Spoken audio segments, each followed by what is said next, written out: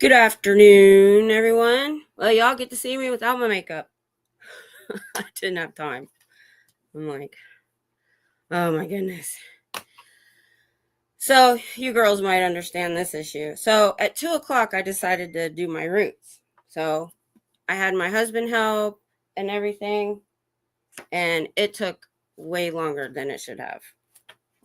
So, I'm running around. Thanks for y'all for being here. Yeah, I'm just really shiny. I've never done this in here without makeup, and ooh, I'm shiny. Oh my goodness. Aaron, hello. Scooter Mom. I saw that you'd come on. And Irish Mart. Good to see you too. So I'll have to jump right in. So I don't know if you heard me though. I think it was last night I did a few minutes because I didn't go on, and I was like, I'm ready for this book to be done. I'm ready. Yeah, it was definitely because I didn't eat. Because after I talked to you guys in about a couple hours, I felt fine. Um, And when I say I hadn't eaten all day, I mean since like I got up at like noon because I'm on this schedule where I'm not going to sleep till 5 in the morning. It's ridiculous. I got to get off this schedule. And so from noon to about 7, I'd only had a breakfast bar and 3 cheese sticks. I know. Usually I don't react like that. So I'm pretty sure that's what it was. I just felt shaky and yucky. And I laid there for a couple more hours, and I had another bowl of soup and a protein bar because you said something about the protein. And I felt better. So we're good. All right, let's get started on this. So we were talking last time about how much more we have. And my husband just asked me, what are we going to do next? And I said, well, we had already kind of decided on that, the piece of blue sky, which I'm actually interested in. I'm going to go through that book though, and I'm going to see if we don't have to read it word for word. That'd be up to you guys. I don't think it's a very long book. So this next chapter, if you want to, he kind of breaks down these 2 chapters. We just read chapter 1. He kind of breaks them down into sections. So I think he could have made these like more, I don't know. So this part 2 goes, holy moly. All right. So there. That's this chapter we're reading. 421 to 523. Oh my gosh, that's 102 pages for one chapter. So we're not going to be doing this like a chapter. We'll do what I've been doing. I had hypoglycemia all my adult life. Is that how you feel? The shakiness? It was a buzzy, shaky feeling. Geez, that's a book all by itself. I know. This guy really liked to write. I know. 100 pages. Oh, I lost my pace. Part 1. There we go. I lost my spot. Oh no, I'm on it. I know. So I'm gonna start looking exactly like that. Okay. Thank you. I've never been able to talk to anybody about it before, and it's so rare. I haven't even brought it up to the doctor. It's like a few times a year. I feel like that. So good to know. All right, guys. Which glasses do I got the right ones on? I tried to find that site where I was reading, we could read together. And for some reason, it's not popping up like it did on the other computer. I'm going to have to go into the other computer and I hope I saved it and find it and find the address because I liked doing that with you guys. And it was easier for me to read than these little tiny words. So by next time, I will, you know what? Because I tried to do it before I came on. I was doing that too. Find website. Let's see. Find Dianetics. Can't write. It's not working. I'll just leave find. I don't know what that means. I'm one of those people that if I put a string on my finger, remember people used to do that? So you'd remember something. I forget why I put the string on. On your community page. Oh, did I? Did I actually do that? I said I was going to, but I probably forgot. My brain, I swear. And this week, y'all, I'm babbling too much because I didn't get to talk to y'all last night, so I'm out of sorts. Because I didn't go out this week, and it was a weird week. When you guys know, if I've ever have a gap in my routine, I think that's why I was late. I'm just really out of sorts this week for everything. It's just my schedule's not right. Not going. I tried to go protesting, by the way. The day after Christmas, rained all day. I wanted to go Saturday, and I got rained out. Oh, it is there. Okay, let me see if I can go bring it up. Cool. I actually did something I said I was going to do. Okay.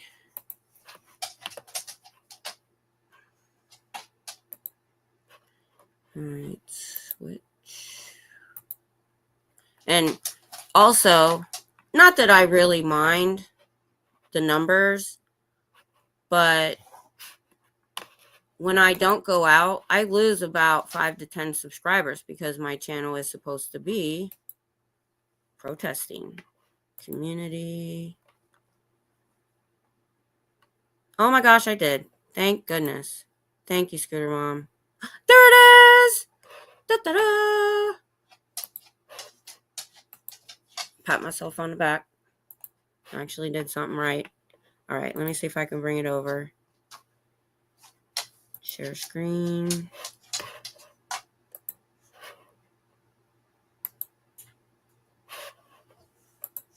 All right. And you guys can see if I can make it bigger. The only problem is I can't remember what I've forgotten. Harry Potter. Yeah, I'm with oh gosh, what's his name? Longbottom. I'm with him. If somebody sent me a remembrance ball, I would not remember why. All right. The link is too long to post in the chat, though. Yeah, it is a weird. So can you guys read that size really well? Okay, so I have to go over to the actual site. I'm going to be scrolling, so look away. Because I've got to find where we're at, which is pretty far in. So let's do this. I think I've seen that before. There's no like page breaks or anything listed.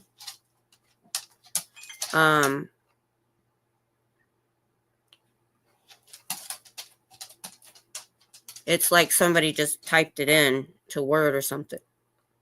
I think we read all of this. Gotta find a see, there's no chapter titles at the top. There's no page numbers. Aha! Perfect. Mechanism. Is that where we are? Mechanisms and Aspects of Therapy, Part 2. Awesome. So, I like doing this. Much better.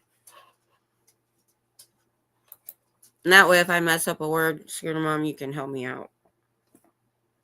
All right. And I can see this so much better. I need new glasses. We're waiting until after the holidays to go in and get new glasses. Okay. We're all good. Let me have some water. Like I said, I'm all out of sorts, y'all.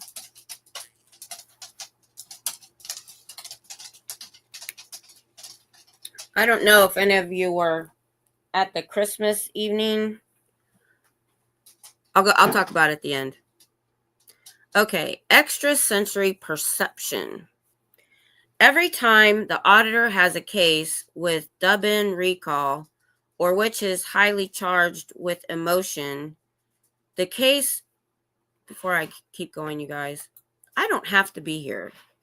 Would you rather me do, oh, it didn't make it any bigger. Never mind. If it made it bigger, I would have done that. Didn't really matter. All right, start over.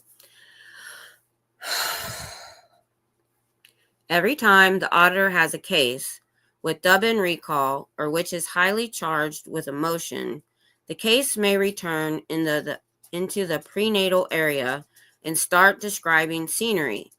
This is the awe and wonder of some beholders. There is the patient in the womb, and yet he can see outside. The patient tells about father and mother and where they are sitting and what the bedroom looks like, and yet there he is in the womb. Some pretty theories can be advanced for this. One of them is that the tortured fetus develops extrasensory perception in order to see what is coming next. ESP is an excellent theory, and some observation may confirm it, but not in the fetus.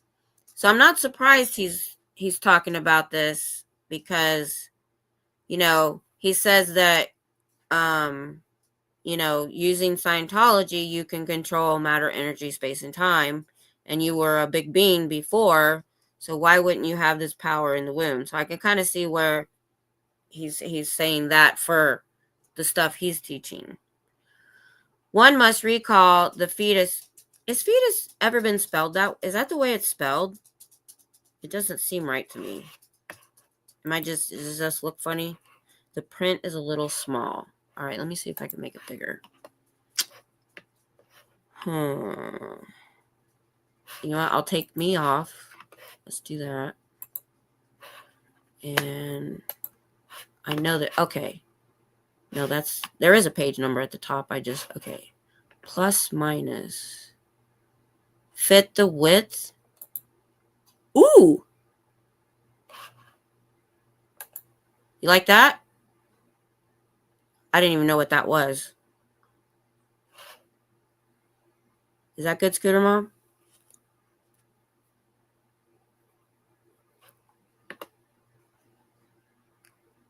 Because I'm hoping you're seeing the same thing I am. It filled the whole page.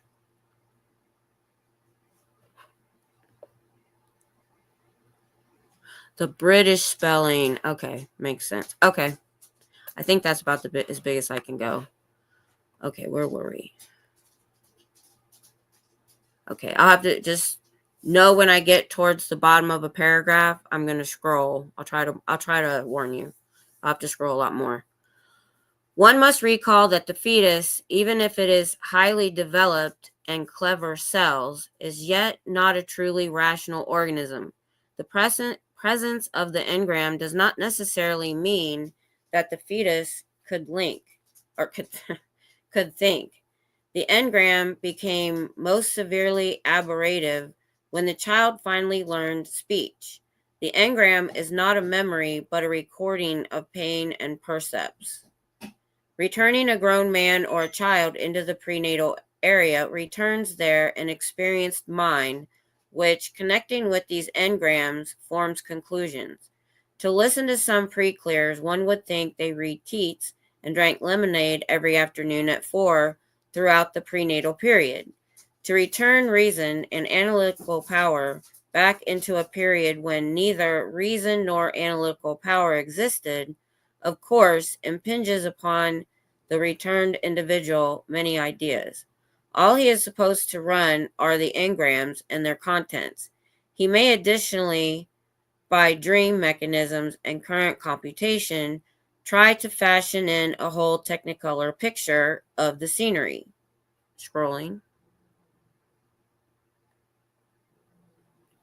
This prenatal ESP does not in fact exist. It has been proven after considerable tests that whenever the returned pre-clear thinks he sees something, the scenery itself is mentioned in the engrams and gives him an imaginary picture of it.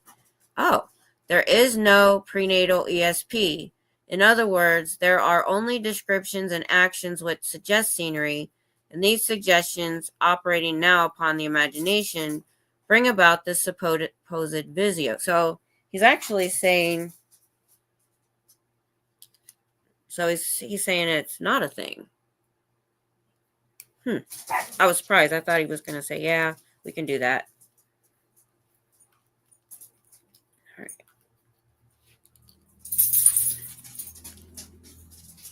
This is most chronic with patients who have high-powered lie factories. When the auditor sees this, he begins to form a notion of the case he is engaged upon. He knows Dubin Sonic may be used, and he should find and discharge all painful emotion he can reach, for it is this painful emotion which so disposes a case to avoid. He can find then the lie factory itself, not the lie factory of the lie factory, which produces lie factories, but the actual engram which causes all this delusion. Oh, that hurt my head. Okay, I'm just going to check comments every once in a while. Hey, guys. Oh, my grandkids are here. Yeah, guys, today's not that interesting. On Sundays, I read a book. It's not a good book. It's not very, and it's probably not going to be very understandable to you guys. If you want to stay and listen, great. But that's why I don't have my face. We're just reading along together. So, you guys might not be interested in this at all. So you guys can go, and I'll talk to you later this afternoon. And like I said, I'll remind you the next time I go live. Richard Jenny used to tell a joke about an old TV show where a doctor could predict a baby's preference. It's called Gay in the Womb. Wow. Yeah, that's exactly what I was thinking. What? Yeah, I got to read that again. I just have to. He can find then the lie factory itself, not the lie factory of the lie factory, which produces lie factories, but the actual engram which causes all this delusion. Wow. However, never bring a pre-clear up short on this material. Don't tell him it is imaginary. You'll drive the lie factory into higher effort. For there are sympathy computations here, despairful losses, great prenatal pain, and childhood neglect. And it would take little to shatter what self-confidence this patient has managed to assemble. Therefore, walk softly, look for despair charges, allies, sympathy engrams, and get the lie factory. Then the case will settle down and progress to clear. Scrolling. Electric shock. Oh, this is going to be interesting, y'all.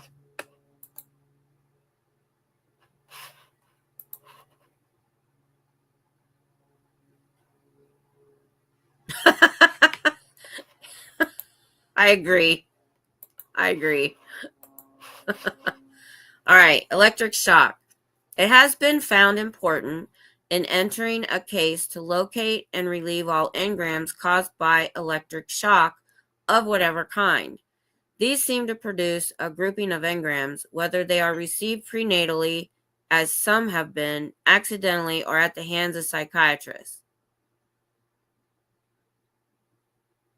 I get the accidentally and psychiatrists, but how do you get it prenatally? Wouldn't that be the... Okay. Any electric shock seems to have more than usual force in the engram bank and apparently deranges the memory files of both past and future events surrounding the shock area. Further, electric shock injury contains a great depth of unconsciousness, which therefore holds the analytical mind in a reduced state. Tacit consent. In the case of two pre-clears working on each other, each one assuming in his turn the auditor's role, a condition can arise where each prevents the other from contacting certain engrams.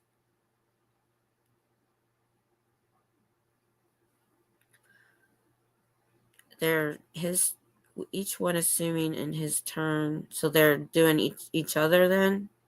I know they do that. For example, pre-clear A has an ally computation concerning a dog. He unknowingly seeks to protect this pro-survival engram within himself, although, of course, failure to release it will hinder therapy.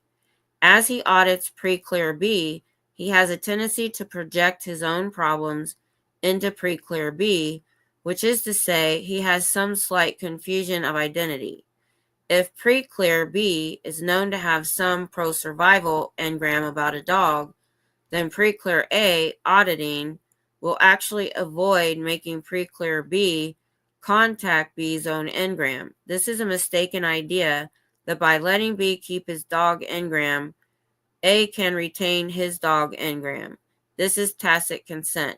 It might be summed as a bargain. If you don't make me get well, I won't make you get well. This should be guarded against. Once known that such a condition exists and that such reluctance to clear the other is manifested, tacit consent ceases. I would be, in some ways, he's giving a lot of good rules to the auditors to so they don't do their own thing in a way. But I don't, maybe because Scientology is so small, I would think you would avoid auditing someone close to you, because I think pre-knowledge wouldn't be a good thing. And I know that, but they do that. Don't family members audit family members sometimes if they're on the OT levels? Yes, he is. Yes, he is. And I can't wait to find out why. I'm hoping it's in Piece of Blue Sky, or I think it was Cricket Cinema that's kind of doing a family background on him. All right, I'm going to scroll. It may also happen that a husband and wife may have a mutual period of quarrels or unhappiness. Engaged upon clearing each other, and this is what I'm talking about, working alternately as auditor, they avoid unknowingly, but by reactive computation, the mutual period, thus leaving in place painfully emotional engrams. Tacit consent is not easily recognized by the individuals so involved, and pre-clears alternating as auditors should be very wary of it, for it cannot do other than slow a case. And see, that's where he diverges from regular therapy, because I don't think in regular therapy a therapist would work with their spouse. I don't think it's a good idea. And so I'm surprised that it's an okay thing in Scientology for this very recent reason that he just said. Because, I'm scrolling. Emotion and pain shutoffs. A case which manifests no emotion or cannot feel pain when emotion and pain should be present in some incident is suffering from a feeling shutoff. This most likely will be found in the prenatal area. The word feeling means both pain and emotion. Thus, the phrase, I can't feel anything, may be an anesthetic for both. If an exteriorized view of the incident, where the patient sees himself and is not in himself, we call that astral projection, I think, or what pretends to be prenatal ESP, is present, the emotional shutoff probably stems from painful emotion engrams in late life, or at least post-birth. If there is no exteriorized view and the patient is within himself, and yet no sharpness of pain or emotion manifests itself while he is running through an engram, an early emotional shutoff or an early pain shutoff should be suspected and should be located by repeater technique. Run the words no emotion until a paraphrase is obtained. Run the words I can't feel or some other phrase meaning the same thing, and the patient, if the engrams are available and are not suppressed by others, will eventually respond. Scrolling. It may happen that a case may work very well, which is to say that engrams present themselves and can be run and reduced without emotion manifesting itself as part of the content, and with somatics, which are dull, and not so much pain as simply pressure. If the pain and emotion shutoffs do not yield at first to repeater technique, many engrams may have to be run in the basic area without pain or emotion, but only with pressure and word content. In such a case, pain and emotion can eventually be contacted, after which therapy is more beneficial. Let me turn down, my phone's making noise. Okay, scrolling. Exteriorized views. Whenever you find a patient returned outside himself and seeing himself, that patient is off the track. He should not be told so, but the despair charges, which is to say, the painful emotion engram, should be found as soon as possible and discharged. This is something of the same mechanism as the ESP described above. Telepathy. Every few cases, some pre-clear may try to palm off telepathy as an aberrated factor. This is more rainbow chasing. There may be telepathy, but so far as research has shown, the fetus doesn't receive any, and even if he receives it, it is not aberrative in any way. I had a thought there.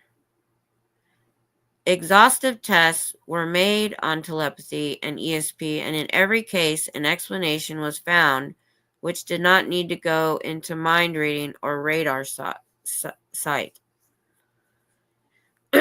Well, from what I understand, though, because I was thinking, well, don't they know all this from their previous life? But then again, I have heard where they say they go and get their memories wiped. So I guess that's why. I'm going to scroll. Whoop, too far. When a patient tries to tell the auditor that he is reciting mother's thoughts received prenatally, be certain that somewhere around there is an engram in which she says these exact words aloud. Mothers, especially when aberrated severely, and especially when aberrated severely enough to attempt unaliving, have many engrams they dramatize. The power of the dramatization commonly manifests itself as monologues. Some mothers have a very great deal to say to themselves when alone. All of this speech is, of course, transmitted to the child when he is injured, and he may be injured without mother being injured as in an attempted. For a considerable time after such an injury, the child is usually unconscious and in pain. He therefore records in engrams these monologues, and often the voice is quite loud. He doesn't hear it. It is simply cellularly recorded. All such monologuing is aberrative, of course, and produces some remarkable patterns of insanity and neurosis. Hey Brian, good to have you. Telepathy is surely one of the promised OT powers, yes. Tommy and Annabelle, are you still here? They need to be gone for this.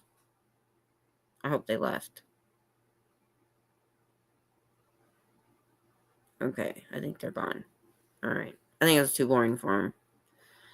This sounds like he was pulling a lot of crap out of the old hind end. Yeah. Oh, you missed a sentence a while back. Yeah. For sure. Okay.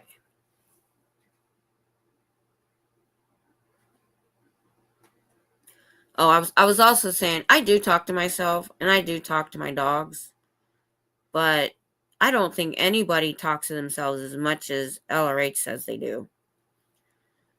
But of telepathy, there is none that is aberrative so far as we know at this time. So the auditor should not accept telepathy any more than he would accept ESP. Scrolling. Prenatal living conditions. Oh, yeah, he has to explain this to us too, of course. It is very noisy in the womb. A person may think he has sonic and yet hear no womb sounds, which means that he does not have sonic but only dub in. Intestinal squeaks and groans, flowing water, belches, flatulation, and other body activities of the mother produce a continual sound. It is also very tight in later prenatal life. Don't we know it? In a high blood pressure case, it is extremely horrible in the womb. When mother takes quinine, a high ringing noise may come into being in the fetal ears as well as her own, a ringing which will carry through a person's whole life. Mother gets morning sickness, has hiccups, and gets colds, coughs, and sneezes. This is prenatal life. The only reason anybody wanted to return to the womb was because somebody hit mother and yelled, "Come back here." So the person does. Lord, I'm scrolling. The engram filing system. Engrams are not filed in the orderly fashion managed by a cleared standard bank. Engrams are filed in a way which would defy Alexander. Hence, it is difficult to know when the proper consecutive item will appear. I'm just curious about something. See if he, I thought he was going to explain who Alexander was, but he explained what quinine is, which I know. A bitter medicinal drug used to treat malaria and intonics. Yeah, I was pretty sure what that was. Just curious. Okay, back. Time, topic, value, somatic, and emotion are the methods of filing. The return from basic may be an apparent orderly progress into late life. Suddenly, a despair charge is triggered and discharged. The auditor looks back at the prenatal area and finds a whole new series of incidents in view. Progress is then begun back to present time, step by step. Another discharge is triggered and another series of prenatals come into sight. These are erased and progress is made back towards present time when still another despair charge is released and still more prenatals come to view. These are erased and so forth and so on. The engram filing system gives out data by somatic, time, topic, value, or emotion. Usually the file clerk hands out material on the basis of time and topic. Emotion in this bank keeps the file clerk from getting at a certain series of incidents. When the emotion is discharged, the incidents become available and incidents are brought out until another emotional charge stops the file clerk. Scrolling.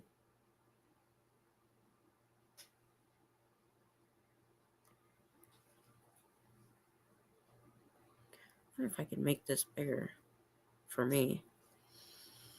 The wit of the auditor is most used, not in getting prenatals, but in finding these later life emotional charges and discharging them. All in all, the engram filing system is very poor, unlike the standard bank, but it is also very vulnerable now that we understand it. The engram filing system data can be erased. Standard bank data cannot be erased. Pain is perishable, pleasure endures. Okay. Scrolling. I'm just going to scroll up. Alleviation.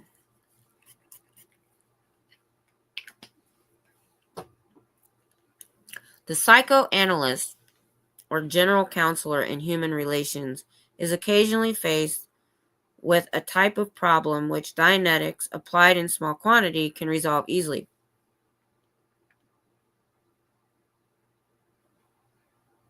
Now, I'm surprised again that he says psychoanalyst. Oh, okay, because he's saying that Dianetics can fix it, and they can't. Okay, that makes sense. I get it now.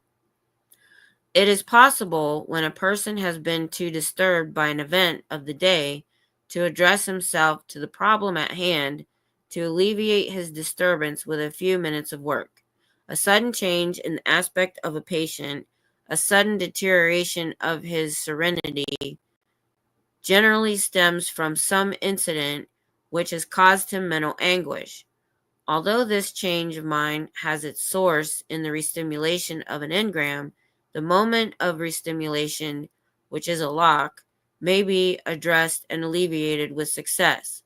Using reverie or merely asking the patient to close his eyes, the analyst can request him to return and be in the instant wherein he was disturbed. That instant may be in the same day or the same week as the office call. A moment of analytical shutdown will be discovered wherein some restimulative person or circumstance upset the equilibrium of the patient. This moment is a lock.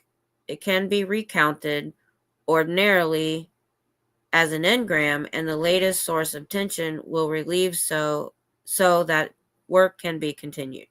The engram itself, upon which the lock depended, may not be accessible without a full Dianetic address to the problem. Just checking comments.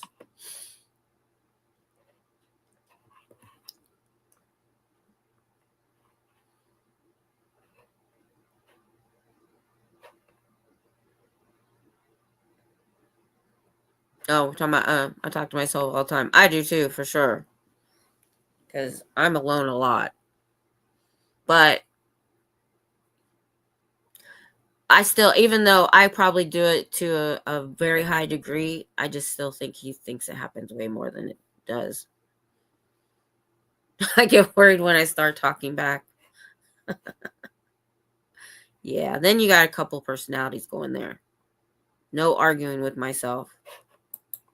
Yep, that makes sense.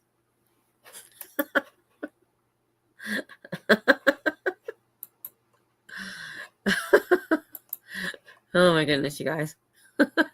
No winners. How can we help you today? I think my mom might have passed gas one too many times when she was expecting me. I know. I mean, he is making pregnancy and birth just this horrible experience to all parties.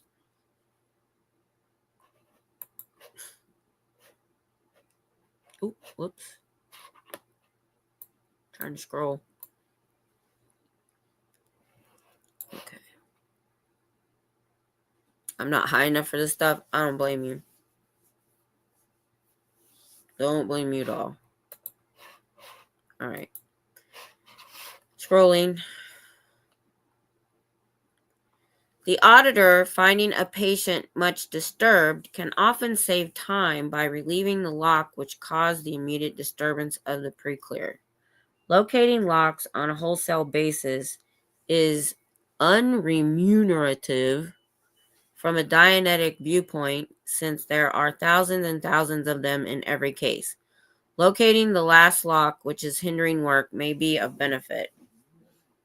Yeah, I kind of wish I could have gone through this book and just pulled parts out. But in between some of the nonsense, there are things that are important to what I'm trying to find out, or he's going to talk about later, and if we miss it, we won't understand what he's talking about. So we're doing every word. The tone scale and reduction of engrams. Now, the tone scale I get to a point. It's still, I think, overcomplicating just normal human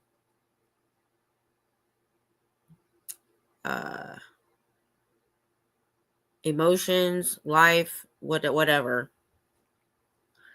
All right. Because it is very important, the mechanism of the reduction of a late painful emotion engram must be specifically detailed. The uses the uses of reduction on late engrams are wide and various. When the auditor gets into trouble with his pre-clear by some violation of the auditor's code, he can treat the violation as a painful emotion engram and reduce it, at which moment the effect of his blunder will be gone in the pre-clear.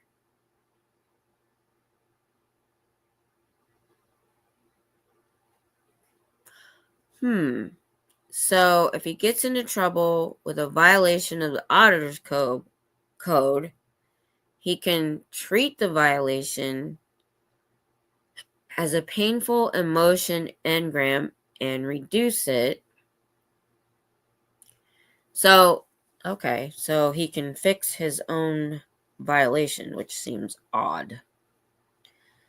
The auditor merely returns the pre-clear back to the blender and runs the error itself as an engram. When the husband has quarreled with his wife, or she has found out some unpleasant thing about his activities, he can treat the quarrel or the discovery as a painful emotion engram and release it, with the result of no further worry about it by his wife.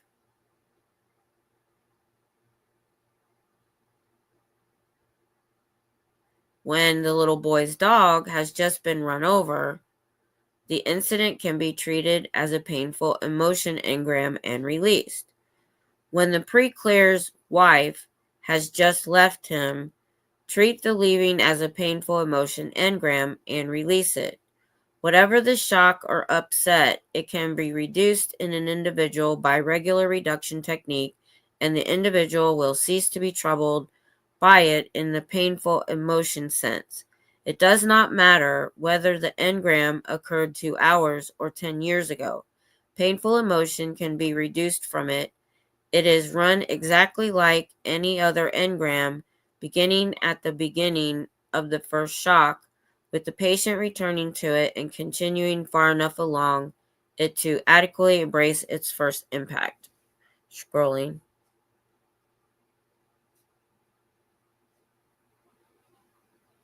Let me check.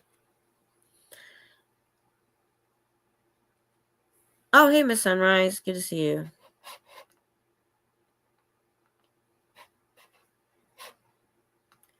OT 420. Oh, that's fine. Hey, Adam. Now it's going to cure the boredom caused by Dianetics. I don't know what to tell you. That's why you were here. For sure. So I was thinking something while I was reading this about, painful engrams and getting rid of all of them. It's just a thought. Um, I feel like there are some times though that things that happen to us, I mean, I don't know what the point is in Dianetics. Are they wanting to get rid of all the feeling around a sad event or something like that and it just be a memory? My question is the memory enough? Like, there are things that happen in our lives that are, that we need to remember, that help shape us and help, it kind of helps us grow in a lot of ways. So I guess, are they just getting rid of the feeling around it, but you keep the memory? But aren't sometimes you need to, I don't know. It's just a thought that I had. Hey, Miss Sunrise Dawn. Good to have you. Or fools seldom differ.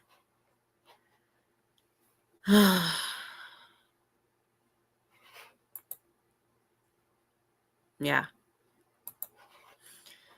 It was just a thought that I had. Because, like I've said before, I feel in a lot of ways things happen for a reason, good and bad. I'm not going to say everything, though. Like childhood neglect, abuse. No, not those kind of things. But, hey, AA. I saw someone get rid of an emotional engram. He was so much better, like another person, but that does not always happen with everyone. Well, yeah, it's the same with therapy. I mean, regular therapy. Um,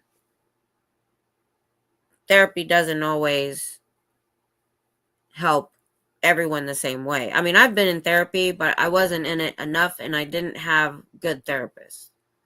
The only good therapist I ever remember, I had 3 sessions with her, and she moved, and I begged her to let me know if she was staying in the area. But I think sometimes when they leave a practice, they're not allowed to take patients with them, I guess. If you need to erase some painful engrams, see my friend Mr. Jack Daniels. Yeah, a lot of people do that. What's healthier than viewing your unconscious self as a sneaky criminal trying to get you? No joke. Oh, yeah? Yeah, because you are kind of fighting your own self there. But yeah, like I said before, he's following the precepts of normal therapy. So in a lot of ways, I can see how this would help. It's just, he just, like I've said many times, he just added so much BS around it that it kind of took away from what it could have helped. So, all right. So we'll go to an hour and a half. Since this is a 102-page chapter, we're just going to end at the time. So I think an hour and a half is plenty of time. All right. The aspect of this reduction is a pattern which does not much vary. If the news struck the individual into apathy, then, as he recounts, he will, unless there is a severe emotional shutoff elsewhere, progress through the incident a time or two, perhaps before he contacts it properly. Then there will come the tears and despair of apathy. Another 2 or 3 runs should bring up anger. Then further recounting, always from beginning to end, as re-experience, brings the tone up into boredom. Further recounting should bring it to tone 3 or 4, release, or most favorably, laughter.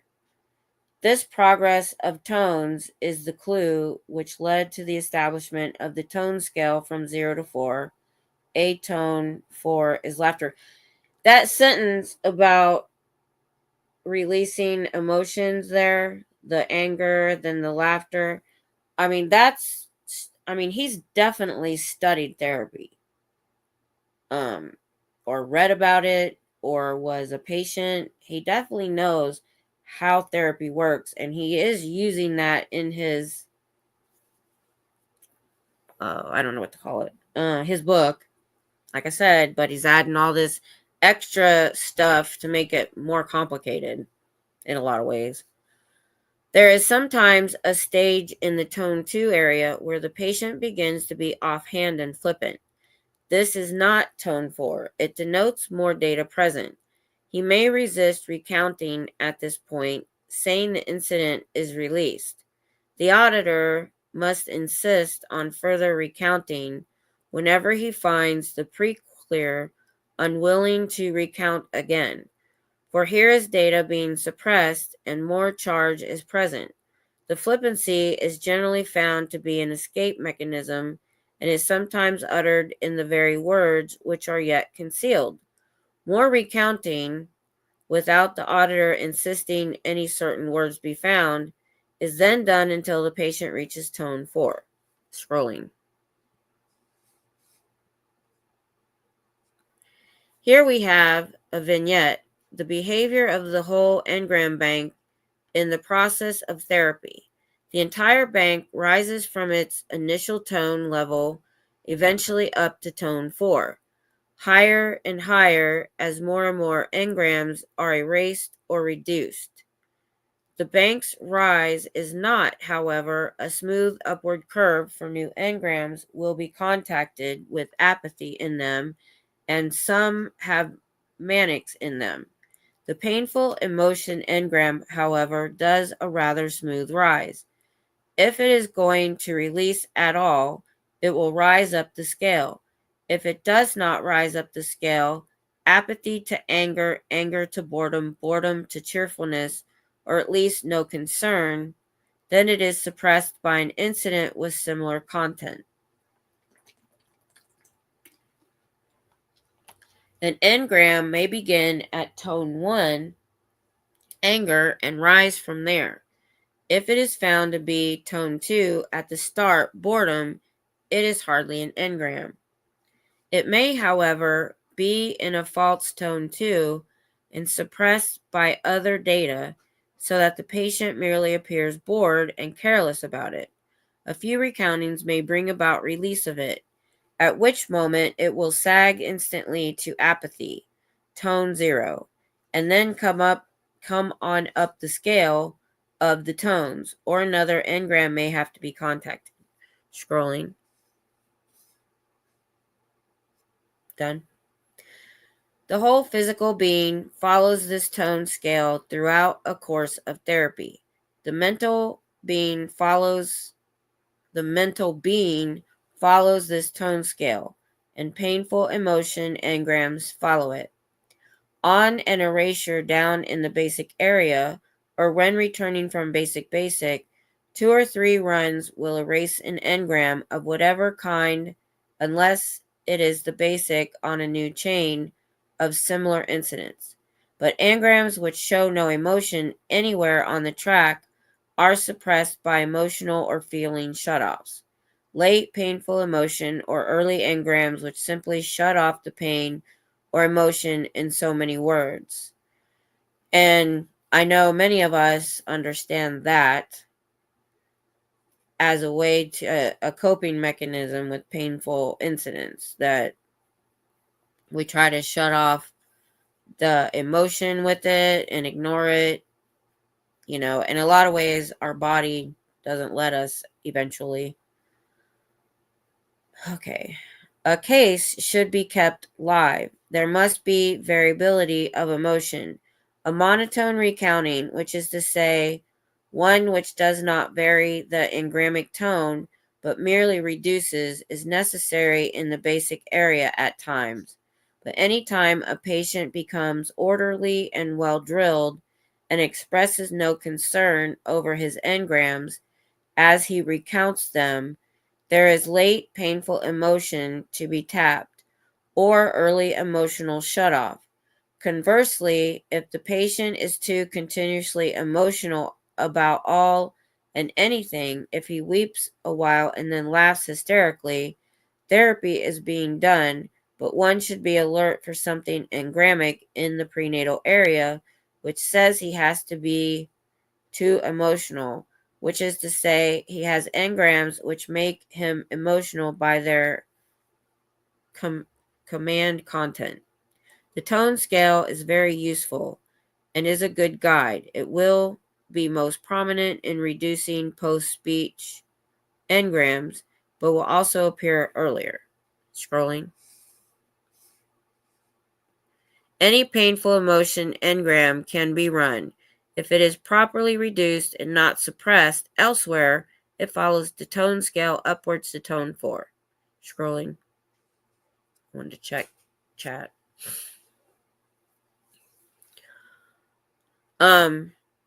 I hear this is now fraudable. Yeah, for sure. That's a really good one. Yeah. I was gonna mention, if it's in this publication, I guess. There was a scale that is drawn out in the book. If you want, when we're done reading, I'll go try to find it so you guys can look at it. And if I find it and the page number, you guys can pull it up on my community page too. All right. If the patient does not work well on repeater technique.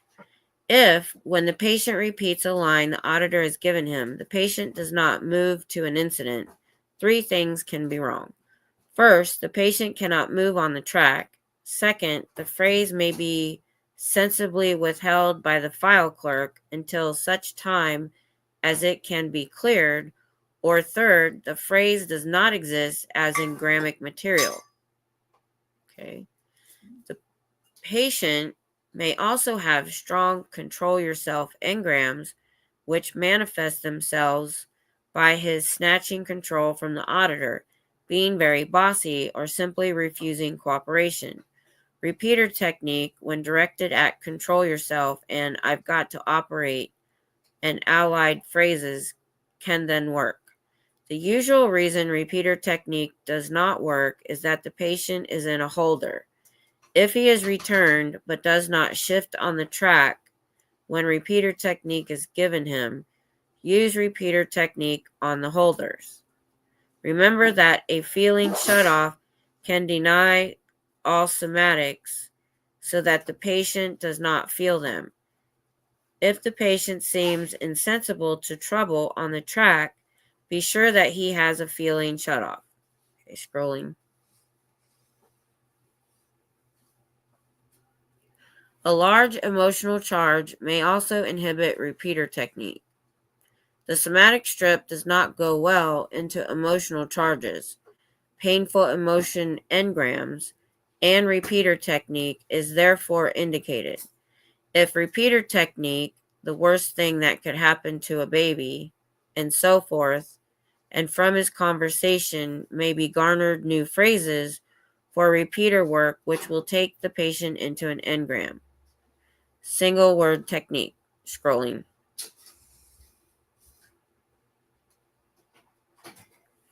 Oops, sorry. Words as well as engrams exist in chains. There is always a first time for the recording of each word in a person's life. The whole common language may lie within the engram bank.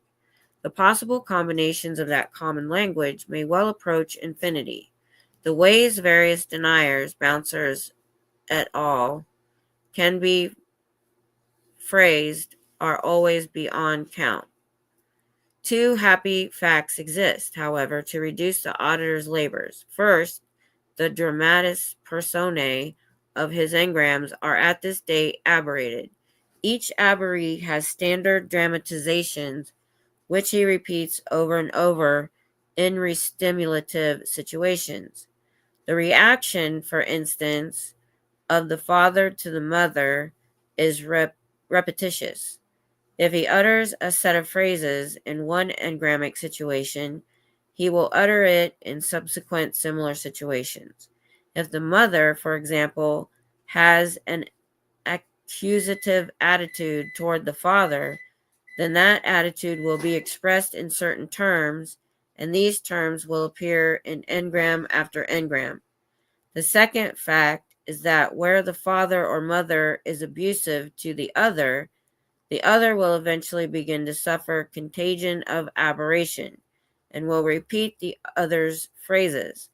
In a firstborn child where parental brutality is present, one can observe the parents through the engrams of the patient and see one or the other gradually take up the other's phrases either to worry about themselves or to redeliver them. All this tends to make the engrams appear in chains of incidents, each incident much like the next. When one has the basic on each type of chain, the subsequent incidents on that chain are sufficiently similar to permit many incidents to be reduced or erased immediately after the first is found. The first incident on the chain, the basic for that chain, holds the others more or less in place and out of sight. Therefore, the basic of the chain is the goal. Okay, scrolling. Each word in the bank can be discovered to have been delivered to the bank for the first time. Words also reduce in chains with the virtue that each subsequent appearance of the word in the bank locates automatically a new engram, which of course is reduced or erased as soon as it is contacted or as soon as its basic can be located. Hold on.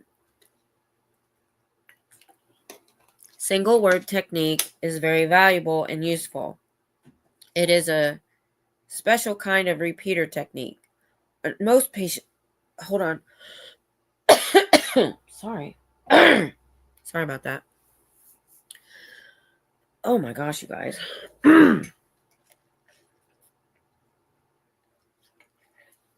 All right. On most patients, the repetition by themselves of one word will cause the associated words to suggest themselves. Thus, one asks the patient to repeat and return on the word forget. He starts repeating the word forget and shortly has an associated set of words, making a phrase such as, "You can never forget me." Here we have a phrase in an engram, and the remainder of the engram can then be run. When a late engram has had to be contacted to progress a case and yet will not relieve, it is possible to take each word or phrase of that late engram and run it back with repeater technique. Thus, the earlier engrams which hold this late engram in place can be located and reduced, and eventually one will have reduced the late engram itself. This, by the way, is a common and useful practice. There is a law about this. When any phrase or word in an engram will not reduce, the same phrase or word occurs in an earlier engram. One may have to discharge late emotion to get the earlier phrase, but ordinarily single word repeater or phrase repeater will attain it. Scrolling. There are only a few dozen of words necessary to get almost any engram. These would be the key single word repeaters. They are such words as these: forget, remember, memory blind, deaf, dumb, see, feel, hear, emotion, pain, fear, terror, afraid, bear, stand, lie, get, come, time, difference, imagination, right, dark, black, deep, up, down, words, corpse, dead, holy crap, rotten, death, book, read, soul, hell, God, scared, miserable, horrible, past, look, everything, everybody, always, never, everywhere, all, believe, listen, matter, seek, original, present, back, early, beginning, secret, tell, die, found, sympathy, mad, crazy, insane, rid, fight, fist, chest, teeth, jaw, stomach, ache, misery, head, sex, Anglo-Saxon four-letter words of sex and profanity. I'm glad you didn't put those in. Skin, baby, it, curtain, shell, barrier, wall, think, thought, slippery, confused, mixed, smart, poor, little, sick, life, father, mother, familiar names of parents, and any others of household during prenatal and childhood period, money, food, tears, no, world, excuse, stop, laugh, hate, jealous, shame, ashamed, coward, etc. All right.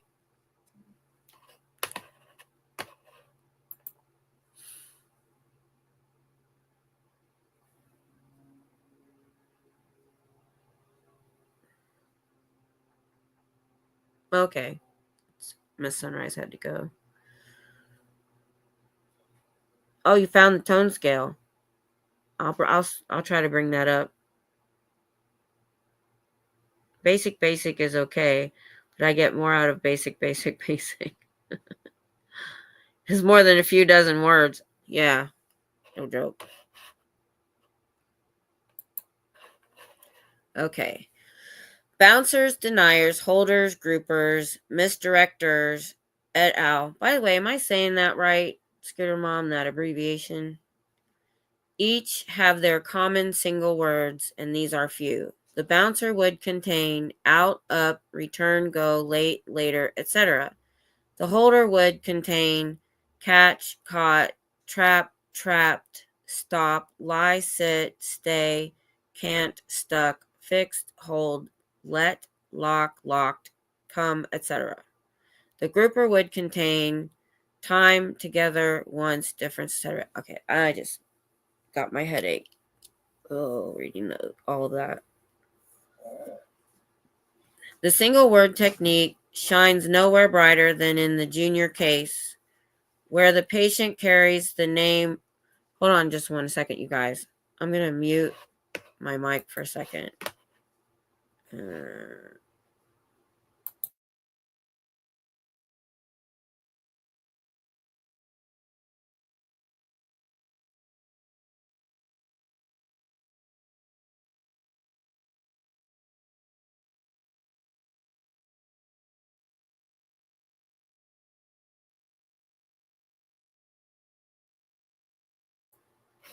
I told my husband to call my daughter and make sure the grandkids aren't still watching this. I hope you're not.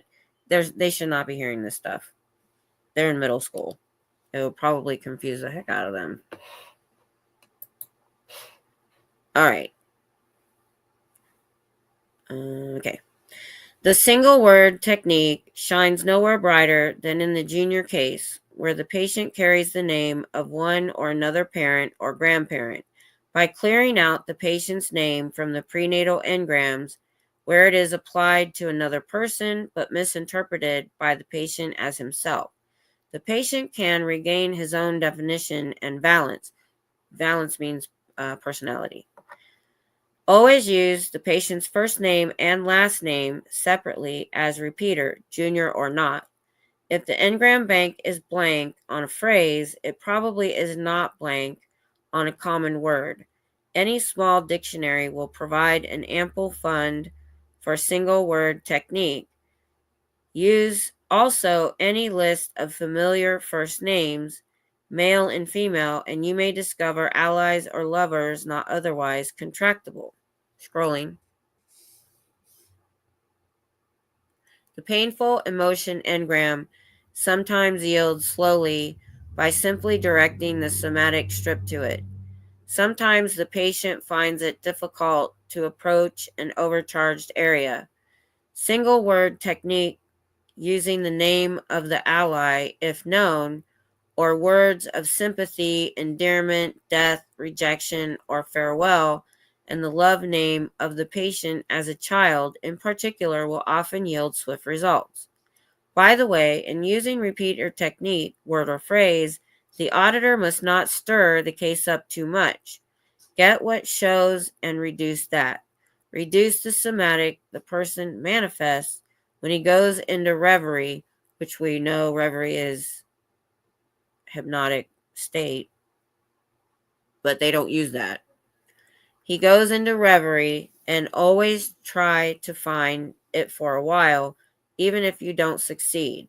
If you stir up something en route down a chain which won't reduce, mark it to be reduced when you have the basic. Using single word technique, one often obtains phrases which would otherwise remain hidden, but which come into view when the key word is tapped. Using here as a single word, for instance, the following phrases came to light which had thoroughly impeded the progress of the case. No effort was being made to contact such an engram in the prenatal area. Indeed, the fight chain had never been suspected since the patient had never dramatized it, and because such a violent prenatal fight chain existed, the fact that his parents fought violently in the home was utterly struck from the standard banks, so that he would have denied such a thing with shocked surprise had it been suggested. The somatic was unusually severe, caused by the father kneeling on the mother and choking her. Nice. Where are we on time? Okay, we're okay. Either et al. Or et al. Is fine. Okay, cool.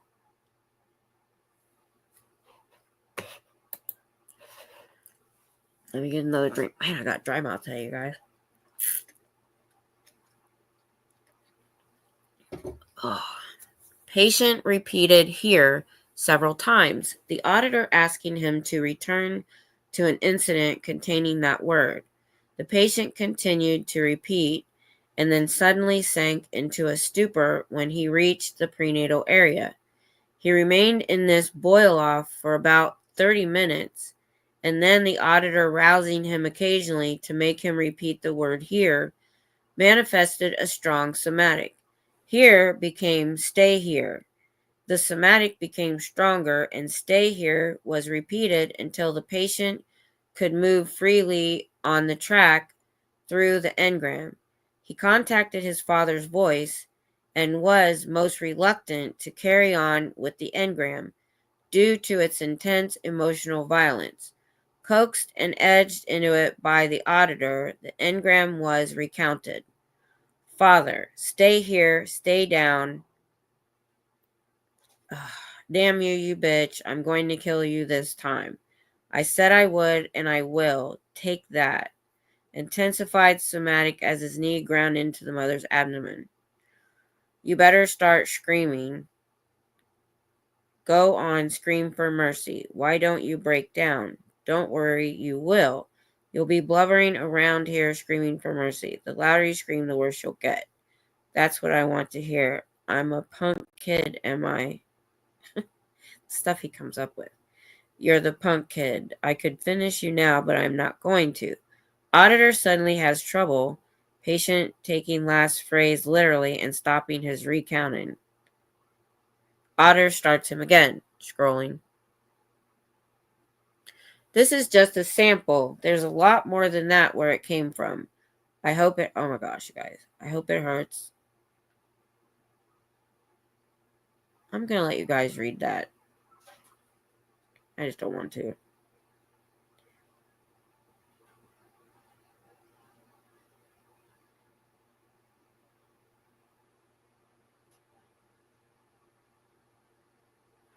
If you don't want to read it, just I'll let you know when I've scrolled. Oh my goodness.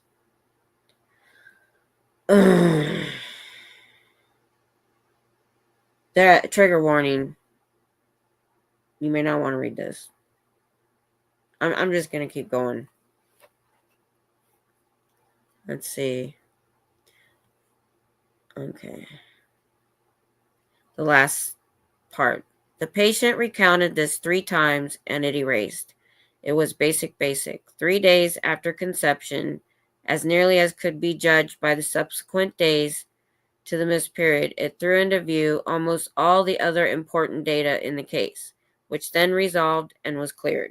Scrolling.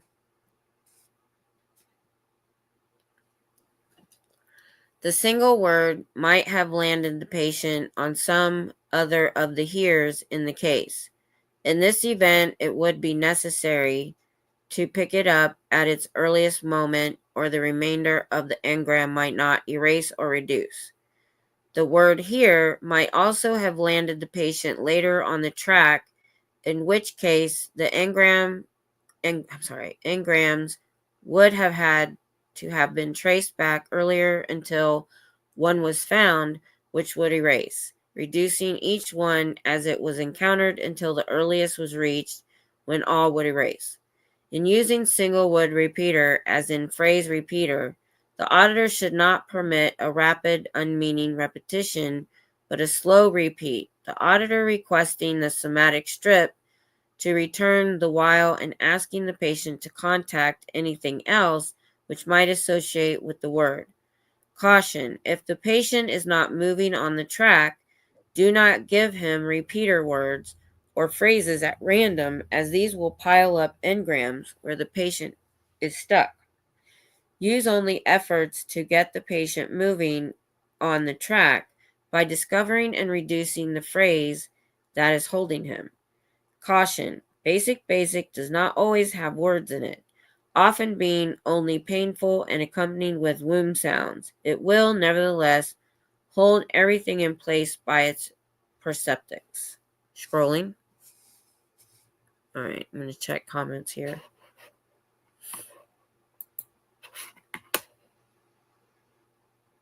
Yeah, you can see, I'm sorry that you even had to look at it, because a lot of times I try to just skip that crap. Hey, No Face.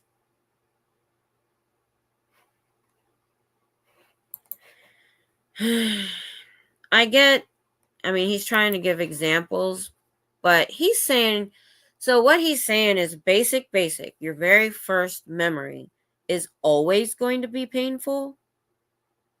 I mean, dang. Is there anything ever good? Just saying. It gets kind of depressing. I have some thoughts when we get done. I'll talk about a little bit. Don't look. I'm going to see how long this section is. Hold on.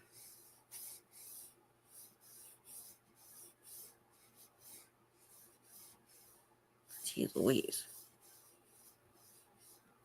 All right. When we get to misdirector, we might stop there. Okay. Special classes of commands. There are several distinct classes of commands. They are outlined here for ready reference with some samples of each. Aberrative commands can contain anything. The auditor does not much concern himself with them.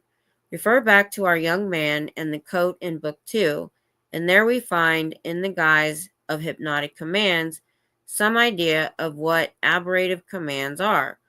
I am a jub bird. I can't whistle Dixie. The world is all against me. I hate policemen. I am the ugliest person in the world. You haven't any feet? The Lord is going to punish me. I always have to play with, oh, geez Louise. May be very interesting to the patient and even amusing to the auditor, and may have caused a considerable amount of trouble in the patient's life. Where Dianetic therapy is concerned, these all come up in due course. Looking for a specific aberration or a specific somatic is sometimes of interest and sometimes of some use, but it is not usually important. These aberrative commands may contain enough data to make the patient a raving zealot, a paranoid, or a catfish, but they are nothing to the auditor. They come up in due course. Working on them or about them is secondary and less. All right. The primary business of the auditor in any case is to keep the patient moving on the track. Keep his somatic strip free to come and go and reduce engrams. The moment the patient acts as though or responds as though he was not moving, or the moment the file clerk will not give forth data, then something is wrong, and that something has to do with a few classes of phrases. There are thousands of such phrases contained in engrams, variously worded, but only 5 classes. Let me check time, because I wanted to bring up that.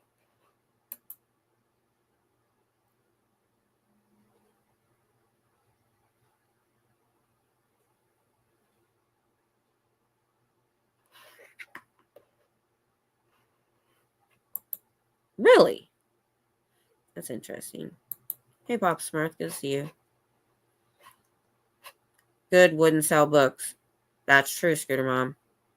I think I'm going to stop here because I wanted to try to bring up that, the tone scale. I think you gave me, Scooter Mom. Okay, how do I don't think I can copy it. Yeah, it's not letting me. Would you be able to email that to me real fast? Because then I could copy and paste it from there. It won't let me do it from the chat. This is what I wanted to do all along, is to be able to show you guys the charts and everything in this book. But what game are you playing? I'm curious. Because my husband plays Clash of Clans, and there's a building that looks very much like a Scientology building. I think it's at some sort of temple. Papa, don't join. But it has the methods of Scientology. Okay. It's not a diagram, just an explanation. Oh, okay. Let me see if I can find the diagram. Look away. I'm going to scroll all the way back. It was... All right, hold on. Let me find out where it was actually. how far back I have to go. It should be in like the index, I guess. The tone scale. That's glossary. Index. We want tone scale. Tone scale. Wait, what? I'm not even in T. Here we go. Time track. Tone scale. 3 and 35. Okay, very at the beginning. All right, hang on, look away. All the way back. All right, so we have the... Does anybody remember who Will Durant was? Because he dedicated the book to it. I'm scrolling a lot. Oh, we have page numbers. Synopsis, which it's called synopsis here, but in the original book it says how to read this book. So they changed it.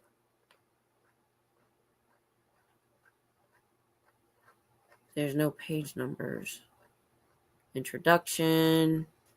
It's not going to be there. Oh, no, there's how to read this book. I'll have to look, see if the synopsis is there. Okay, page 3, they said. Oh, that might not be the actual scale, though. They might just be talking about it. Oh my god, this is making me sick.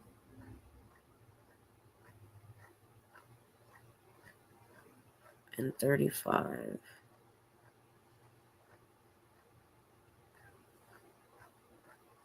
There was some other graphs, too. Oh, here's just talking about tones. I think we're getting there. Oof, I'm getting motion sickness doing this.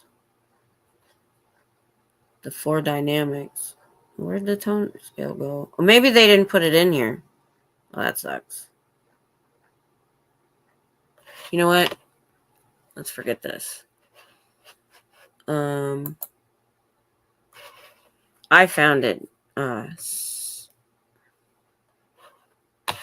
did that come up? Scientology tone scale. Images. That's not what I was looking for. Hubbard.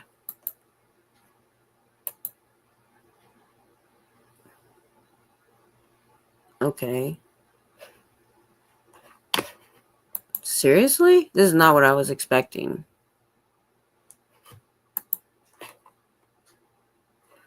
I thought it was more of a diagram than this.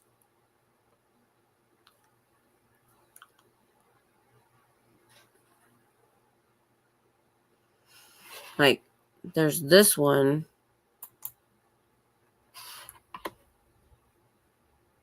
Scientology charts, diagrams, and schema, 1950. The tone plotting scale, 1955. All right, let's try this one.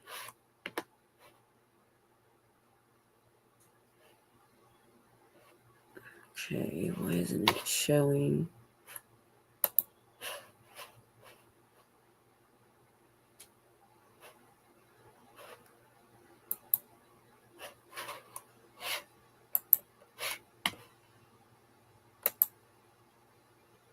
Oh, okay. There we go. No, this is not it. All right, I'm going to quit. You can find a lot of if you just Google it. Oh, I'm back. Oh, different glasses. Ugh. And don't let my shiny forehead scare you. But, so my thoughts were reading this. I mean, it's a lot about really training an auditor or in turn training a therapist. So he gives a lot of specific information, I think, because of that. Oh, I'm glad you're fighting. Oh, I've never heard of that one. Watch Dogs 2. New Dawn. No facts. Hello. Walked 1,000 miles to get to a Wi-Fi signal, then realized he forgot his phone. Oh, thanks. Will Durant, American historian, philosopher, and writer, 1885-1981. William Jane Durant was an American historian and philosopher best known for his 11-volume work, The Story of Civilization. Okay. Let me see if it's the same in this book, too, though. On glasses. And tell you what, January 2nd, I'm going to get my eyes tested. You know, they changed things, so I just want to see if it's still... Nope, dedicated to Will Durant still. Okay, so that wasn't something David Miscavige added in. So, contains and details the history of Eastern and Western civilizations. He probably got a lot of information from there. Uh-oh. You're instigating again, Papa Smart. A person's tone generally changes in the following sequence as he improves. 0 to 1 range of apathy to 2 range of antagonism, range of boredom, and range of cheerfulness. I mean, it makes sense. Yeah. I think I was thinking there's a different diagram in here when they get into the dynamics that I'll you guys, if we talk about dynamics, like, so he had this diagram, which was the survival diagram.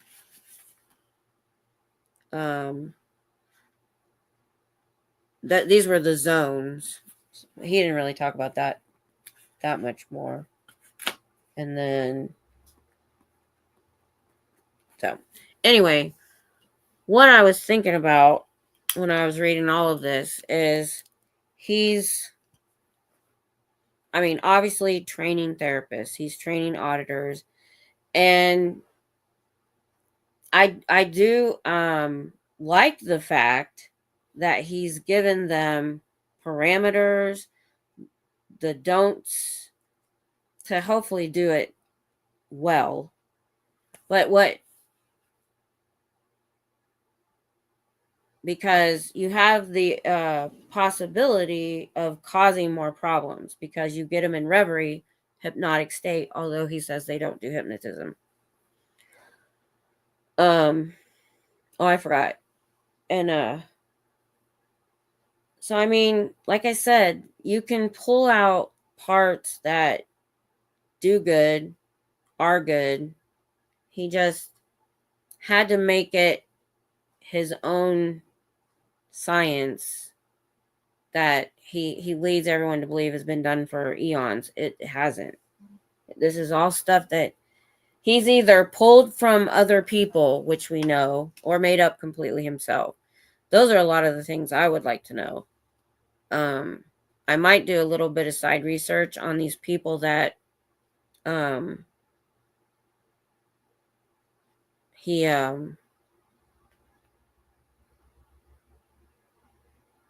blank studied, I guess is what I want.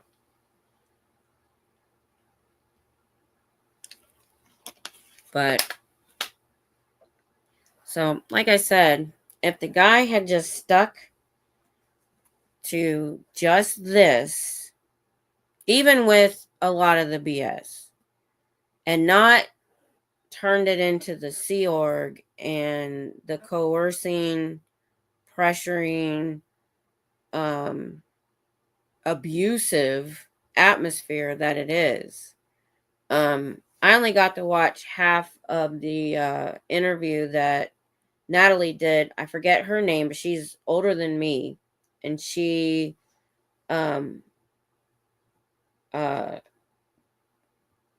she was in the Sea Org at like 12, and her mom or parents started what I don't even know if that's what they called it then. Maybe that was her name. It was pretty recent. And she was talking about if you haven't watched it, if you can stomach it, she talks about being a babysitter to the kids on the ship. And the nursery or whatever, the daycare was in the bow of the ship. Now, from what the picture showed, it was on the deck. And I'm thinking, well, I hope they were in a warm climate. Secondly, the atrocious conditions for these kids. So I hate to say it, I really do, but maybe it was a blessing that David Miscavige stopped allowing children in Sea Org because the conditions were deplorable.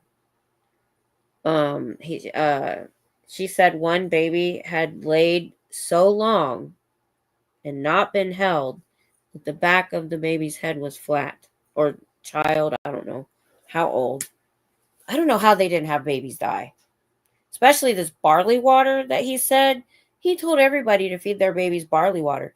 There's not that much nutrition, not compared to breast milk or formula.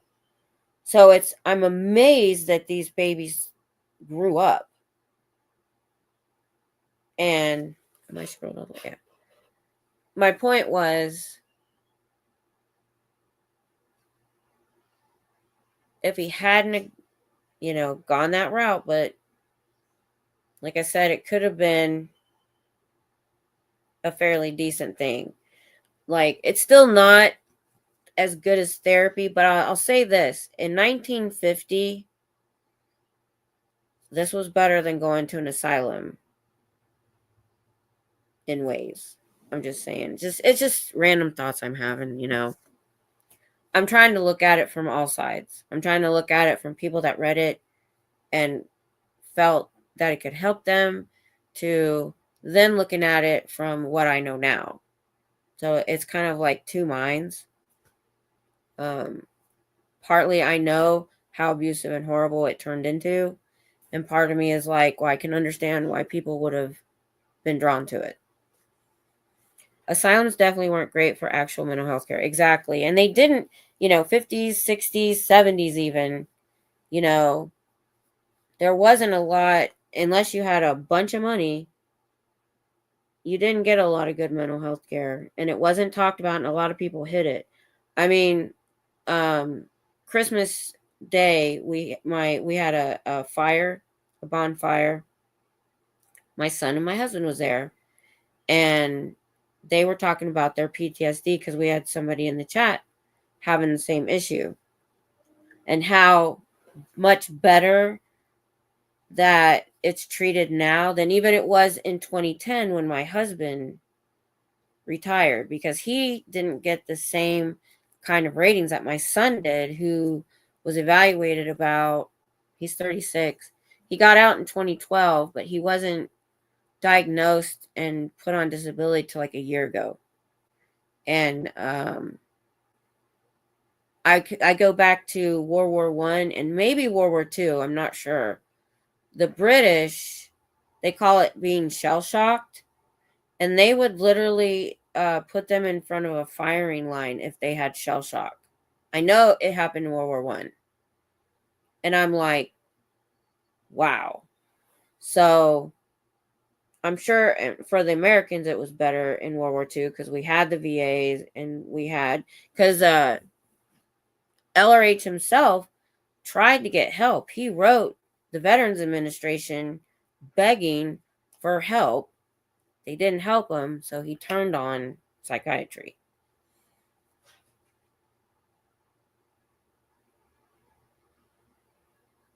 What's Crimbo? That's something I haven't heard of. But yeah. Let me move this a little bit. Yeah. Definitely not. Oh, that's better for the glare. A little bit. Oh, yeah. Yeah, we didn't do much with the grandkids not being here. I had a little tree with decorations I was going to put on the island between the kitchen and the living room. Didn't end up getting it put up.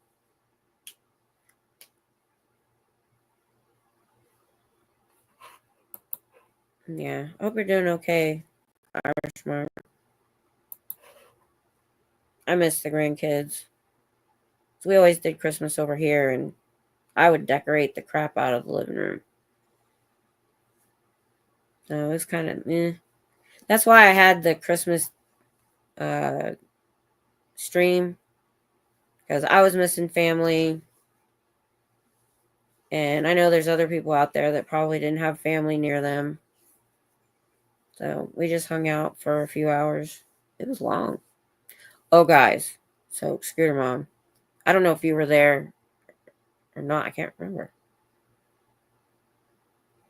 Anyway, I think you were. My husband does not drink. When he was younger, he drank straight whiskey. But when we joined our church, we completely changed everything. We didn't drink anymore.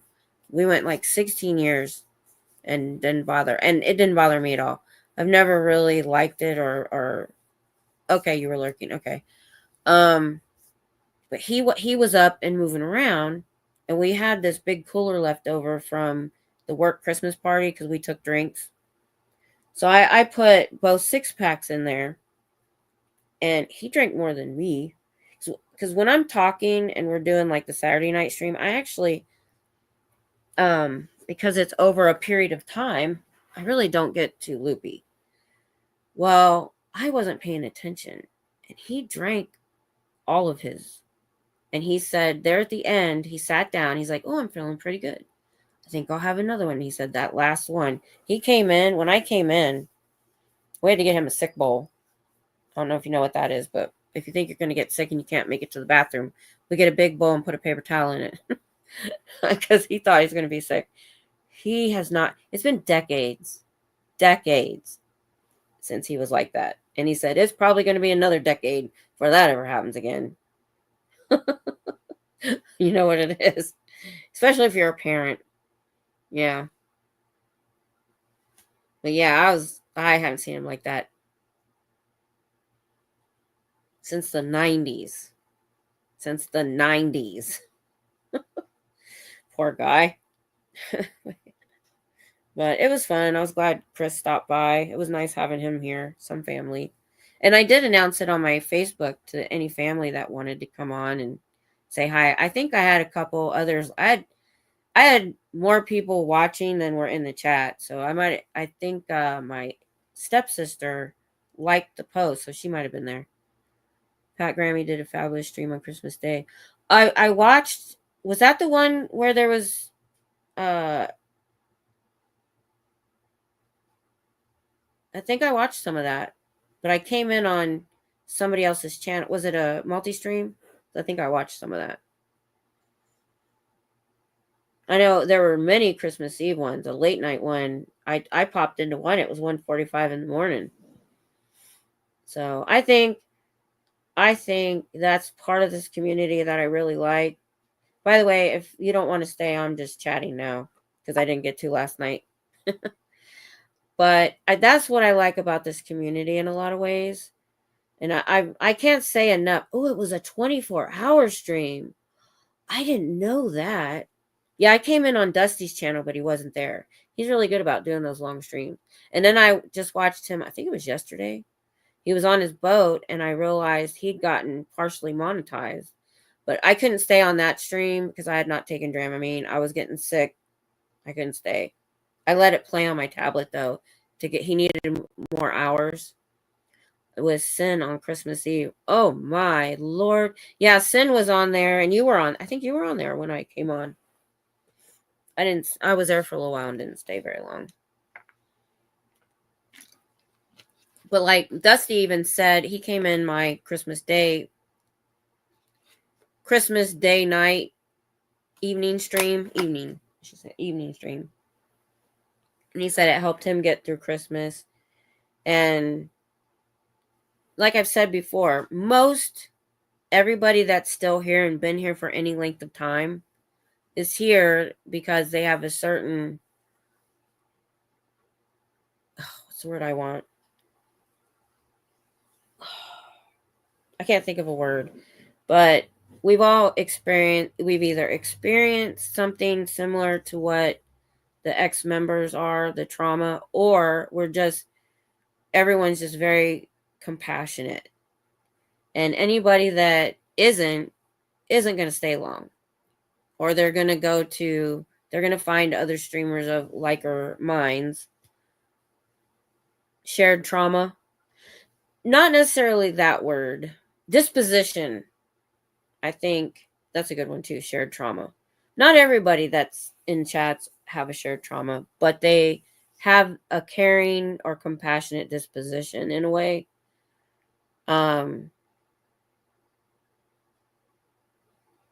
Like I was drawn to it not necessarily because of my trauma, because like I said, it wasn't till months in that I even admitted that I really had that level of trauma. So I always said it wasn't that bad because it wasn't physical, because I see people who were physically abused. It's so much worse. But I don't like to see people taken advantage of, or I don't like to see I don't like bullies. I don't like, not weaker people, but people with a nicer disposition. My son gets taken advantage of all the time because he wants to help people all the time, and he ends up getting screwed over. And that's why I think he might be autistic, because he doesn't understand social cues the way we would. Like, I'd be like, oh, that guy's scamming me immediately, and he can't read that. It's raining on you, Dusty. Oh my goodness. Are you out on your boat again? Or are you just outside? Let me go back. The vast majority of people are here to offer support and help others while expecting nothing in return. Right. This is what I get in return. I do get something in return. I didn't expect it. My Saturday night streams, or even when I'm protesting and you guys are in the chat, that part I never expected. I just expected to go, hold a sign, draw some attention, and I was happy with that. This extra part where people are doing crafts and painting and, we don't always get a lot of people. I mean, I've got 9 people on here today. For most of us, I think that part doesn't matter. And I did get, at the end of my Christmas evening stream, I did get, because I'd had a few. I got to the I love you, man at the end. I got a little emotional, but I meant it. And I've said it many, many times. You guys are here all the time. No, I've said it a lot.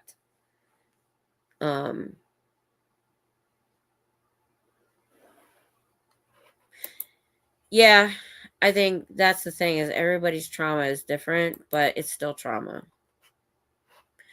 I suppose we have a shared understanding of the nature of trauma and can empathize.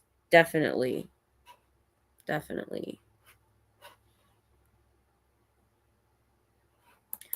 Yeah, I was bullied, and yeah, I didn't either. And now, look out.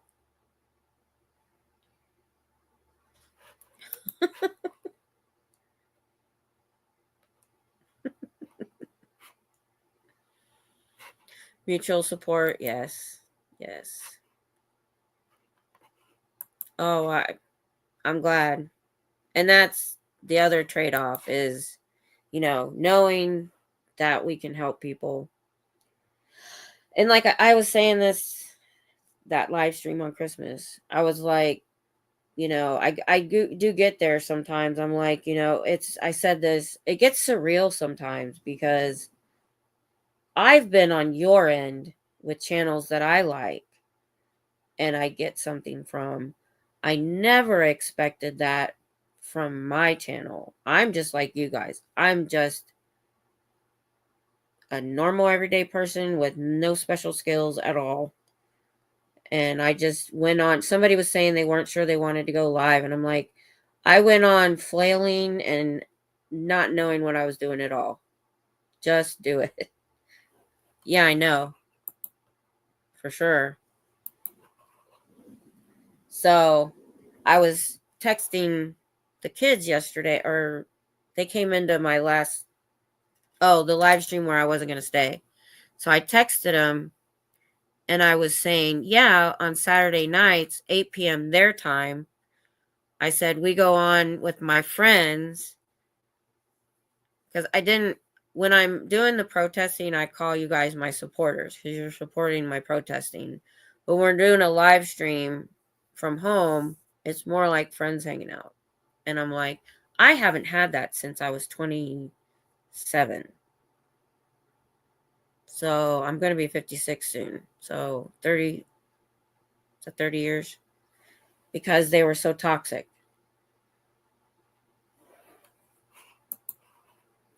It's been unexpected making some wonderful friends that one is generally happy to see and converse with in the chats, and one day maybe we will get to meet in the flesh, which is why I am so in on trying to do some meetups, regardless of if any of the bigger channels can come, that we just do.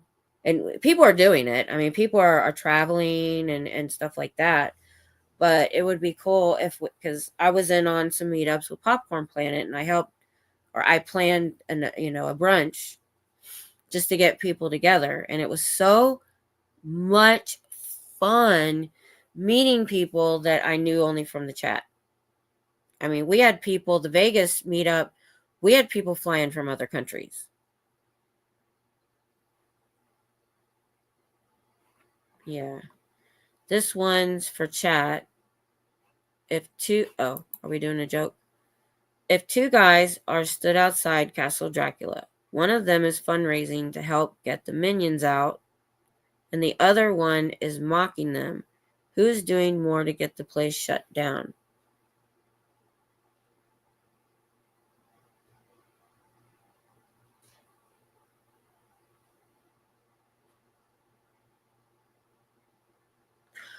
I think the one fundraising, because it would have more far-reaching.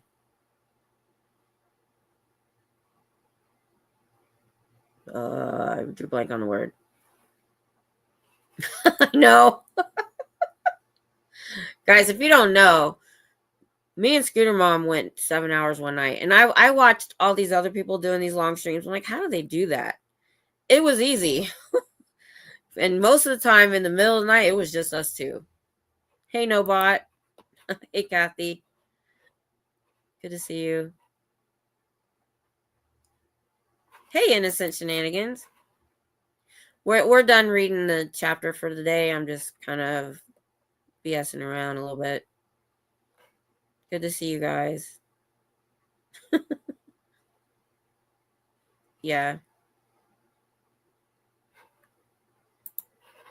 So, yeah, I'm just talking again. I mean, I feel like I'm a broken record because I say it so much. Okay, bye, Scooter Mom.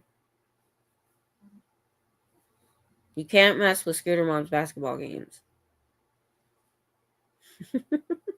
Have a good evening, night, and day, y'all, depending on where you are.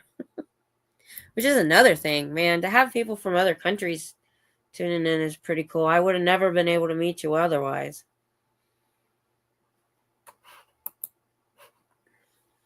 I think we can all offer so much, and by coming together, we have proven again and again we are unbreakable. Yes.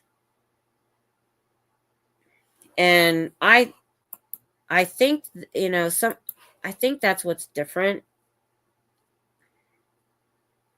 I don't want to put the anonymous protests or any other protests down because they all were a group of common, but they actually, they were big.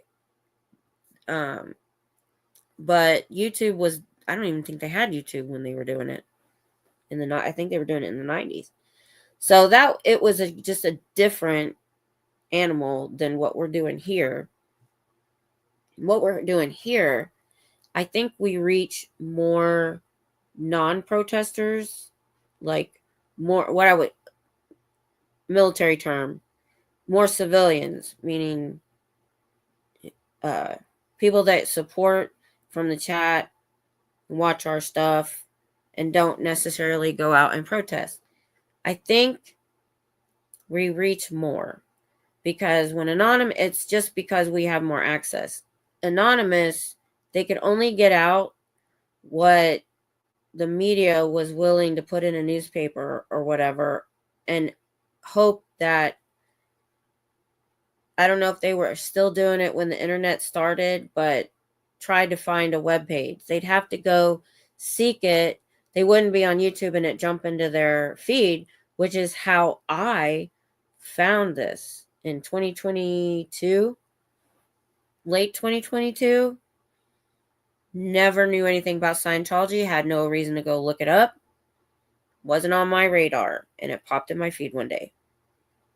And then I binge watched that person's a year of their videos because they had like 7 years or 5. Got all caught up and involved. YouTube came out in 2007. We reached a wider range of people who haven't heard of it yet. Anonymous was needed to break the floodgate, but now we're riding the waves. Well put. Well put. Oh, that's... Yes, the weakest link can always be rewelded. Can. Hey, Parody. Good to see you. We're just BSing around right now. Talking about how great the community is. I don't know. That's fine. All's good here. You guys can say or do whatever y'all want to. You know, bar being a bully. You guys know that. Or what we call now trolls. Forget.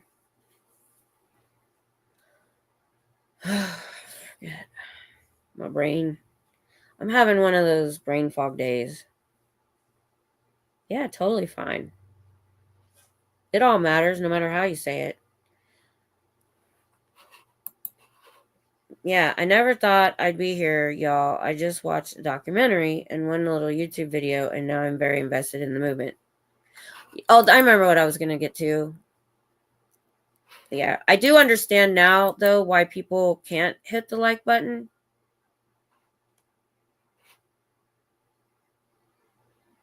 Nothing wrong with being philosophical. Yeah, it's true. Okay, guys, I drew a blank again. Oh, the like button. Sometimes my husband sends me a link to a YouTube video on Facebook Messenger. So when I go into it, I'm not signed in, and I can't like and you can't or subscribe. So there's, or I think, so if somebody's just jumping in and out, they might not be able to hit the like button. Oh, yeah, that would be great. I was telling my husband about it, and I said,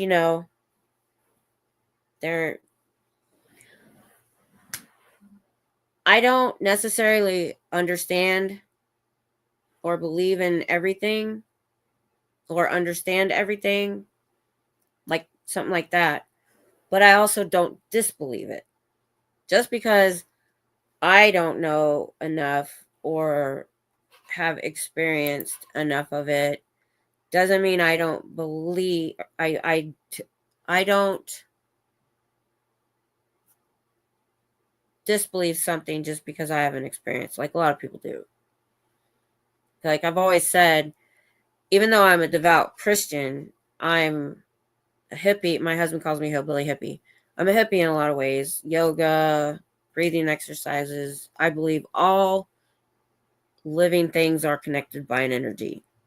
I think we all feed it, a lot like, if you have seen Avatar, how everything on Avatar, it's way more, on there. Because if God made everything, we're all connected. So I think everything in the world. So I believe in retribution,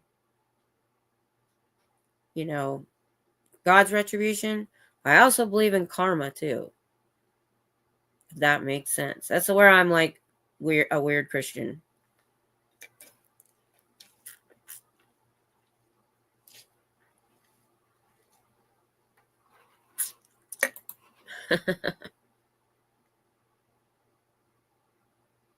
Yeah, like Cheers.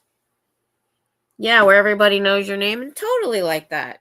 We're like, hey, when you come in. Totally. Yeah, I've never had this many friends in my life that know me. A lot of that has to do with the military, but I did when in high school because I was in a small junior ROTC group. Um, I never had a best friend. We were a group of friends, and we always hung out as a group. So I did have that similar thing before. Mainly because when I was in elementary school, there was one person I could be friends with that I could, because I was in the boonies. And I wouldn't have been that person had I had a choice. She was mean.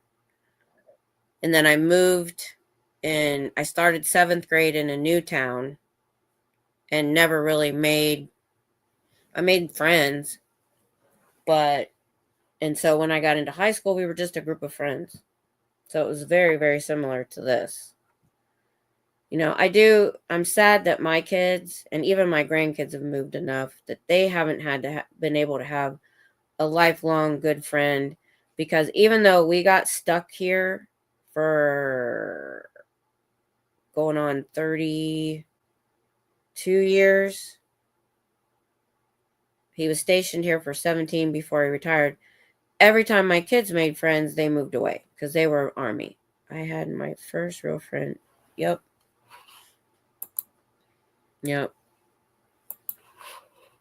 I was unlucky. I didn't find any really good friends. I had one person that I could rely on a bit, but our personalities were not similar, but we still hung out. What it was is I had a home daycare for almost 8 years, and her kids were my basis of my whole daycare. They were with me the whole time. They moved the last year. They had to go to Germany. She got remarried and he got stationed in Germany. And she got divorced not long after I started my daycare with her kids. And so we just relied on each other a lot. And she was very dependable in a lot of ways. But she had a part of her personality that was not great. I'm not going to get into it, but hey, Bridge. Yeah, I may have to cut out the Dianetics part of this. I'm kind of making up for not being able to hang out last night. I've had a best friend for 52 years and still a friend that I could call anytime, and that's awesome. Yeah, this person I'm talking about, I told my husband early on, I said, if I ever really, really needed her, she probably won't be there. And I meant emotionally, and it happened. So, and you try to keep in touch with people when they move that you've met in the military. I did have met a lot of great people, and we've been friends with a lot of great couples and things like that. But once they moved, you try, and we didn't have internet and stuff back then, so it was either phone calls or letters. And you can't really get back then trying to call to and from like Germany or something. So it generally just fizzled out. So what's really cool is there's a lot of people from the Popcorn Planet community that have crossed over to the Scientology community, because that community over there is very similar. Even though it's pop culture justice, we all a lot of people joined during the Johnny Depp trial because of the coverage they had. It wasn't just clickbait like, oh, did you see what happened today? It was meaningful, And that person has always tried to be fairly honest. If you guys know Nerd Report, he covered the LA protesters. He's part of the Popcorn Planet. I knew him before Scientology. I've met him twice. Las Vegas and the time when I was in LA. And he's a really nice guy. He's just like he is on camera, off camera. Yesterday, oh yes, the HOA guys. Here we go. Yesterday, as my HOA crazy president had a moving truck outside, I was parked across the street in my driveway playing cool, and the gang celebrated, and I was dancing to it. Her movers were laughing. Ah, Cool in the Gang. Celebration. Oh, I get it now. Yeah, the song. She's leaving? Oh my gosh. Hey, you're part of Popcorn Planet? I think you told me that before. Isn't that cool? And Andy from Popcorn Planet has had Aaron on his show. So he has and because Lewis from Nerd Report covered it, it was also in Andy's radar. And it works at Popcorn Planet because pop culture justice. Like he does the stuff about Britney and anything going on in celebrity, but he doesn't do it in a clickbaity way. It's not like he's doing a lot of P. Diddy stuff. He's gotten some exclusive interviews with either victims or people that have been around the P. Diddy stuff. So if you're interested in any of that, go over to Popcorn Planet. He's doing some really good stuff. I know he either finished recently a documentary on Michael Jackson, and he's about to start filming a new documentary. Anyway. So it worked because Scientology has celebrities in it. It kind of worked. So when I saw Aaron on Popcorn Planet, I was like, oh my gosh, both my communities together. It was awesome. So I'm glad your HOA president is leaving. Thank goodness you didn't have to go through trying to oust him. She was yelling at recording me on her phone and recording me on her phone. I interpolated her and said I couldn't hear her and continued dancing. Oh yeah, Steph the alternate. I've met her twice. She's really cool. Do I have a favorite sci-fi movie where alien creature had a hive mind, collective consciousness? The Thing, Slither. I've seen both of those. The Thing is a really good one. Actually, I have to think about that for a minute. Oh, I know I watched something recently. I know Ender's Game. I read that book years ago before it was a movie. And it's really good to the movie. And there are subsequent books about what he does after he leaves the planet. That was pretty good. Still a long way to go. Our Smart still has her minions on the board and committees. Vote them out. Get that go ahead and finish that petition. Yeah, I don't know. Maybe he's still working on it. I was kind of hoping he might shop it around and get it on Netflix or something. But yeah. So yeah, I found out about that before anybody else did. I feel cool. So the third time I met Andy was literally around the week I started protesting last February. So I had protested, and then I was doing it almost every day at the beginning there. He announced at the last minute he was going to be in Houston, and they were going to meet up at a bar. And we drove 7 hours round trip to go, and there was literally a handful of us, like maybe 8 or 10. It was the first time I actually got to have a one-on-one with Andy, because the other two times there were so many people, I just hung back. I didn't want to butt in. So I got to have a really good conversation with him, and he trusted me and us not to repeat why he was in Houston. Was he was starting to work on the Michael Jackson documentary. I go, my lips are sealed. I was in the military. I know how to shut up. So it was really cool. And he got to meet my husband. So that was cool. Hey, Cher. Good to see you. I didn't get to do my live stream last night. I wasn't feeling it. I'm so glad I don't have an HOA. I would never live in an HOA.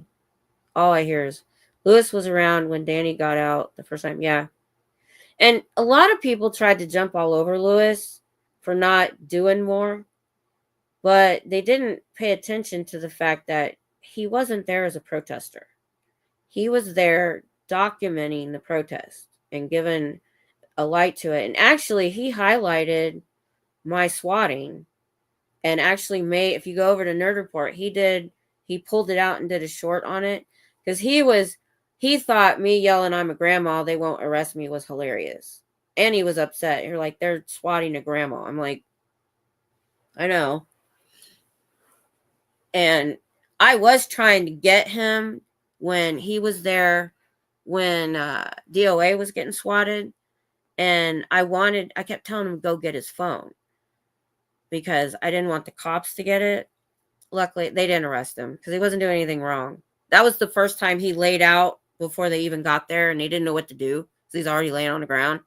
Well, DOA told Lewis to get away, and Lewis said he was afraid. He didn't want to get arrested. He was afraid.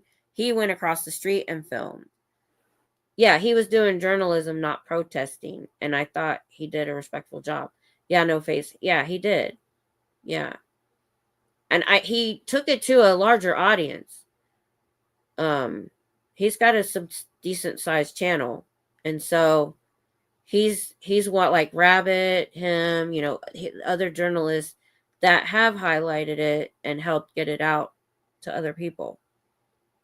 So yeah, he's fun to watch. He does stuff on aliens too, and it's so fun. My husband loves when he does the car chases. I'm like, there are so many car chases in the LA area. It's ridiculous. They're funny though. It's funny we don't ever want it to end badly, but it's funny to be in the chat and talking to other people while this chase is going on. We watched one guy get away. The guy was smart. He parked under an overpass and ran off. And it was one of those times where they backed off. They've gotten to where they back off because they don't want to force him to speed. So they didn't catch him. But yeah, that was really cool seeing those two communities working together. And I was a part of it. Because I've been a member of Popcorn Planet for, last time I did a member chat was 33 months. And that was a couple of months ago. Why doesn't LA have car chase lanes? No joke! There you go. You fixed it. There you go. We need to call LA and let them know that's how you fix it. Just make a car chase lane. Nobody gets hurt.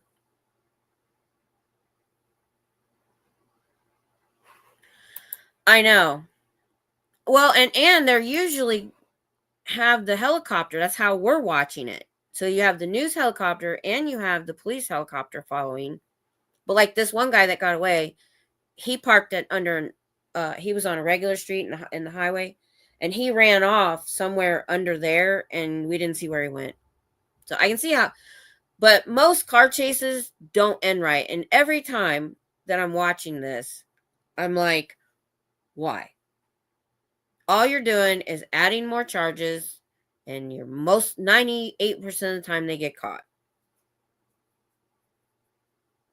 I watched one I was on Lewis' channel where they hit another car and they ran into a mall, I think, and it was a woman with, there was a dog in the car, I think.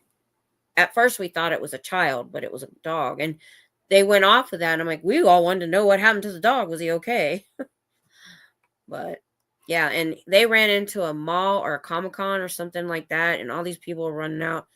I think they lost them. I'm not sure. I can't remember if I don't think they caught them. They dispersed in the crowd. Yeah. Ooh, see, I'm getting overheated. My face is turning red. Wow. I do that sometimes. Hot flash. Yeah, I don't have any makeup on, y'all. I didn't realize how shiny my forehead was. Oh, yes.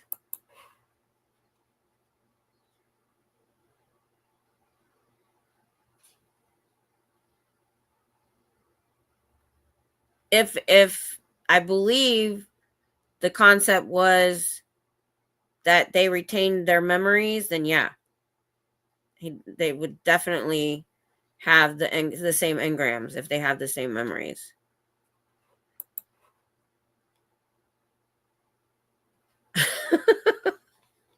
I know. I've never watched a hurricane chaser, but there's been a few times I watched tornado chasers. Tried to tie it back to Scientology. I see. I see.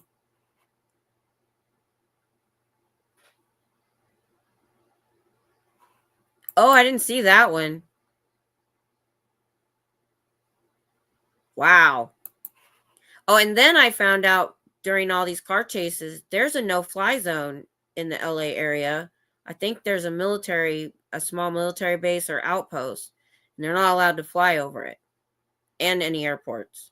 But when they get out into the country, I've noticed it's kind of the same. I don't know if it's actually country, but that stretch of highways, like between some hills, and the helicopter has to peel off. And I guess they go around and try to catch up with them, which a lot of times they do.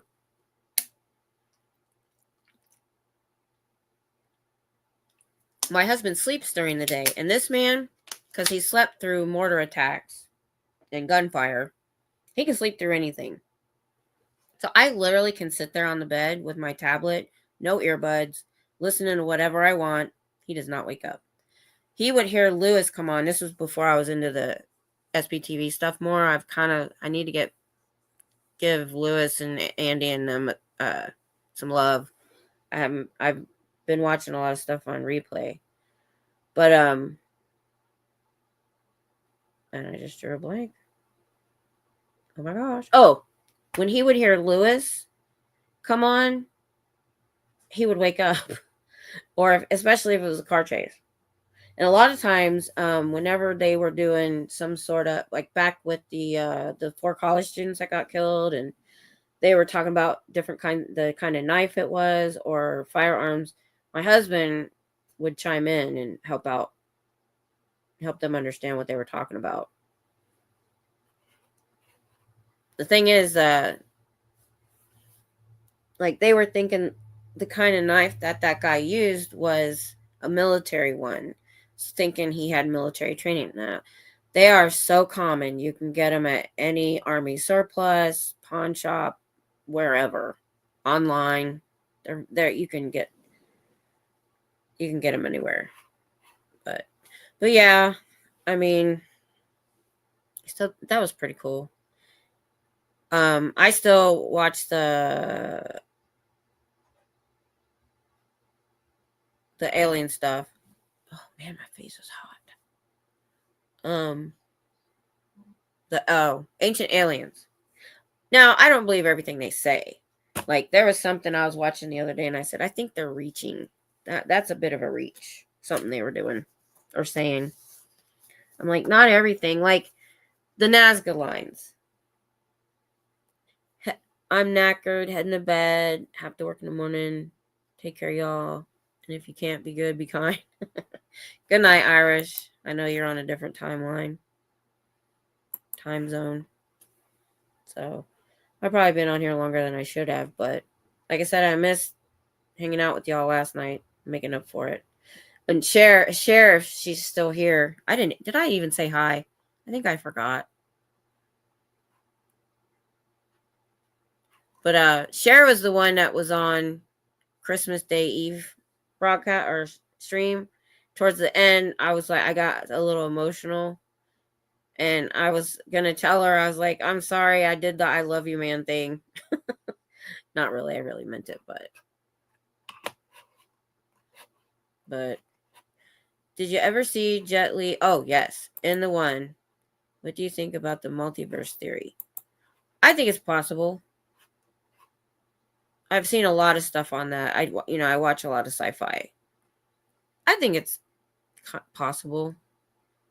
Like I said, I don't necessarily discount everything, even if I don't necessarily believe it. Um,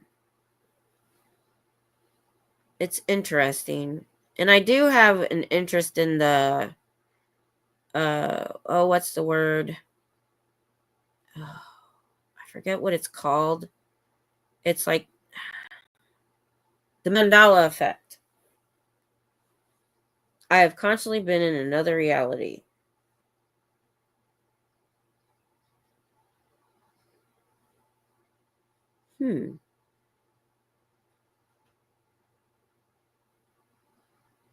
I mean, if I was awake, yeah.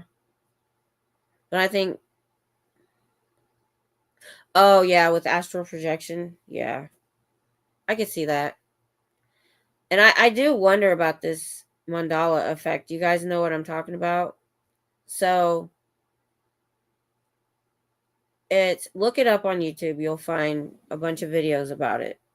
And what it is they're saying that we're in or have been in a different timeline, or I'm not sure or universe, because there are things that some people remember a certain way and other people don't.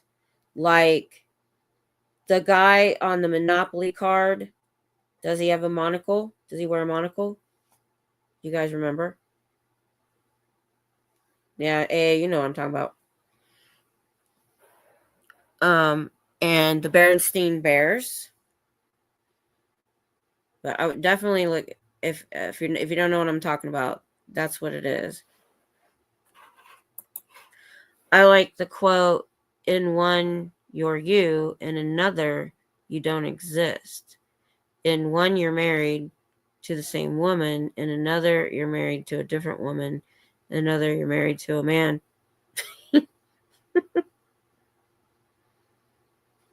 Yeah, that's what it would be like. I got into that. Do you guys remember? And it was an old show called Sliders. And man, I remember it was Sex in the City. It was in Sex in the City. Oh, was it? Mandela died in prison. Curious George had a tail. Oh, yeah, yeah, yeah. Okay, now I know what you're talking about. Yeah, those were things.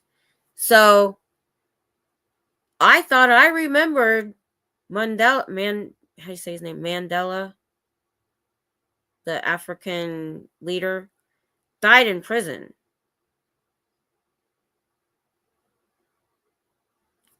Curious George doesn't have a tail, and that there was a Kazam. Yep. Yeah, I've watched a couple of these things. Or Nelson Mandela. That's right. That's how you say it. I think I needed the first name to help. Thanks. Yeah. And there's another thing that I have about being in the Matrix, like in the movie The Matrix. I had this is what got me interested in psychology in high school. My commander in Navy Junior RTC, he was retired from the Navy, but he had taken psychology, and he was at the time we had this discussion, he was my study hall teacher, so we had time a few of us got together. And he was the one that posed that we you all only exist in my brain, or we're just like brains or entities just floating in space, and the world is created in our own minds, like in the Matrix. Earth There's a movie about an Earth appearing by Earth, and a girl starred and caused the wife to die, helped wife's husband. Weird alternate timeline movie. Oh, I know. And that's another Mandela effect right there. Play it again. Sam was never set in Casablanca, but everybody knows it was. I know. It's so trippy. There's so many things. Like, I remember. So, if y'all didn't answer, so I remember the little guy on Monopoly having a monocle, and he doesn't in the game. I'm like, I totally remember that. I totally do. I remember having one of the get out of jail free cards on my refrigerator for years, and I could have swore he had a monocle. I know. It's all that kind of stuff. So that's where I don't just discount anything, because there are things in the universe we don't understand. There is so much we don't know.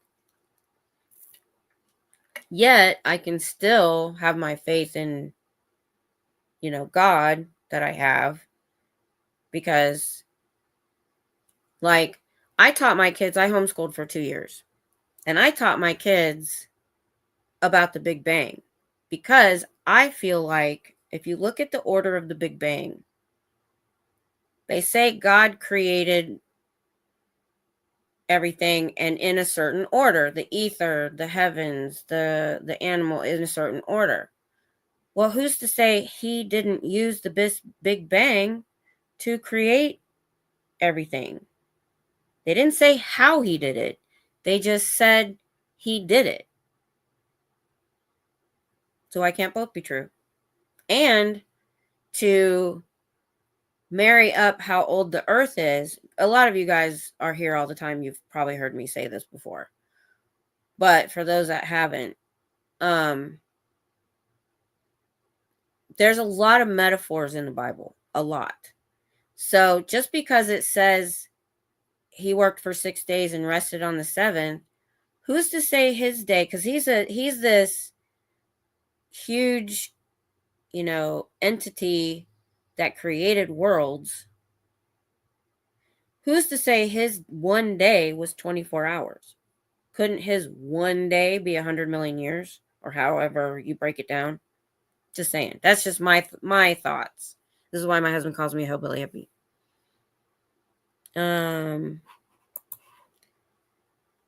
Oh, that's neat.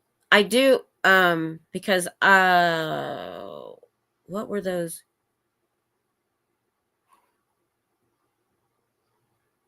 Now, I've never heard much about seeing through the eyes of another. I've never heard about that.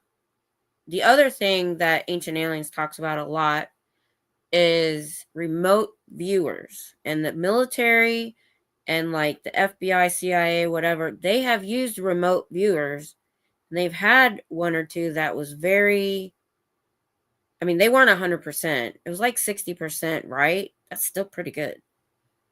If you guys don't know what that is, I'll explain it. Who's to say who did it and whoever told them to do it? We live in a world of who's. Also, my cat is named Hood. That's a neat name for a cat. Thanks, now I am going down the rabbit hole. I know. Yes. If you don't know about it, it'll wig you out. It will.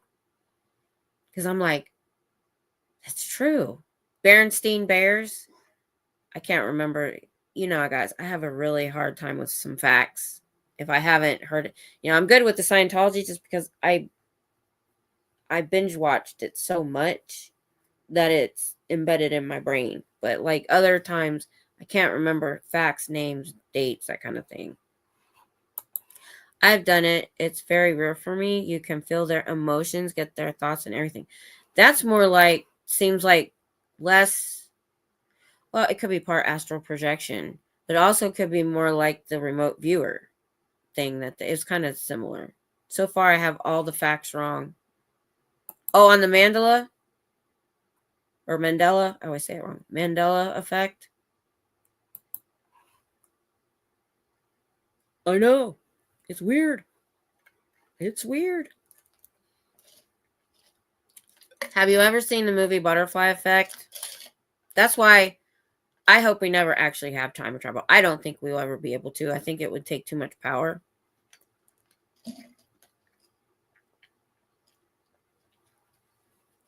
But I hope they never do it because no good can come from it. There was a Doctor Who episode, if you guys have ever watched it. It was called Let's Go Kill Hitler. And in Doctor Who, they say you're not allowed to go back to key big events and change it because who's to say it won't turn out way worse? Looney Tunes. Or Looney Tunes. Oh, yeah, that's another one. Yeah. What is it now? Let me look. I know. That one I don't remember. Let's see what comes up. Looney Tunes. It's TUNES right now. But I would think it would be TOONS because it's a cartoon. Yeah, look what happened to Back to the Future. Exactly. Fruity Loops or Fruit Loops. I know. There's so much. But yeah, I know there's been some horrible things happen in the world, but I just feel like there could have been worse. Maybe there were things that were averted that we should never mess with, and that's where the butterfly effect comes in. If you ever try to time travel, the quote is, if you go back in time and you step on a butterfly, you could kill your parents or kill a grandparent. So like you step on the butterfly, that butterfly, if you hadn't stepped on it because you weren't there, everything had been okay. But because you stepped on it, certain things didn't happen the way that they should have because the butterfly wasn't involved. I never heard of Fruity Loops.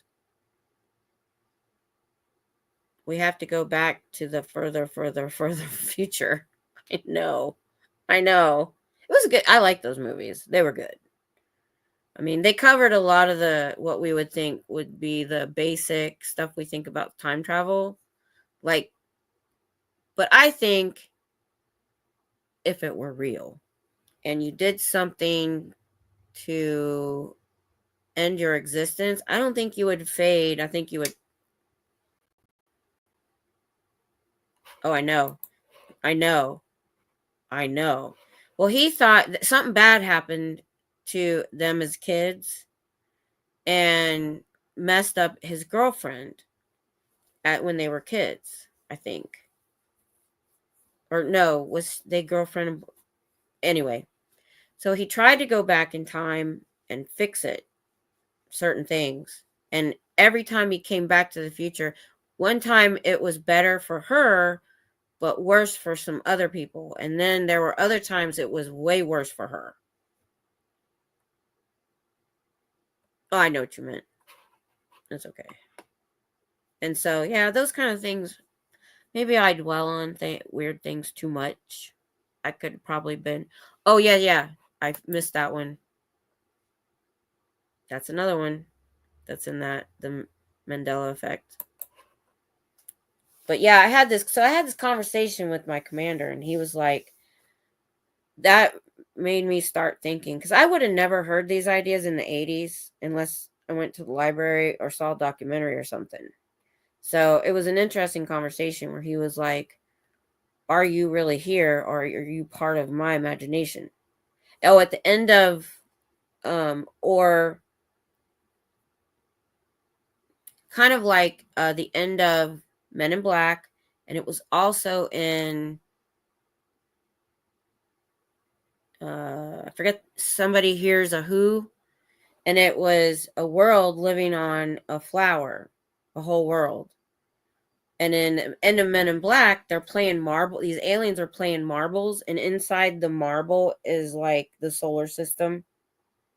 So we're like this little world, but there's inside of another world, something like that. Yeah, it does hurt the brain.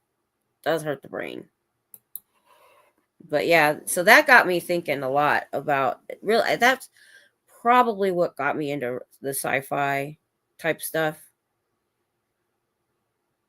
It's in Marvel Comics too. Yeah, the multiverse. Man, that hurts my head. I know. Trying to keep track. Because I'm trying to feel like, how did they even figure out how to work it and fix it? Like in Flash, I don't know how he figured it out because it just looked like this mass jumble that nobody could understand. But it was cool. If you guys notice in Flash, if you've seen it, and he's going through the multiverse and seeing all these different people, they show Nicolas Cage as Superman. That actually happened.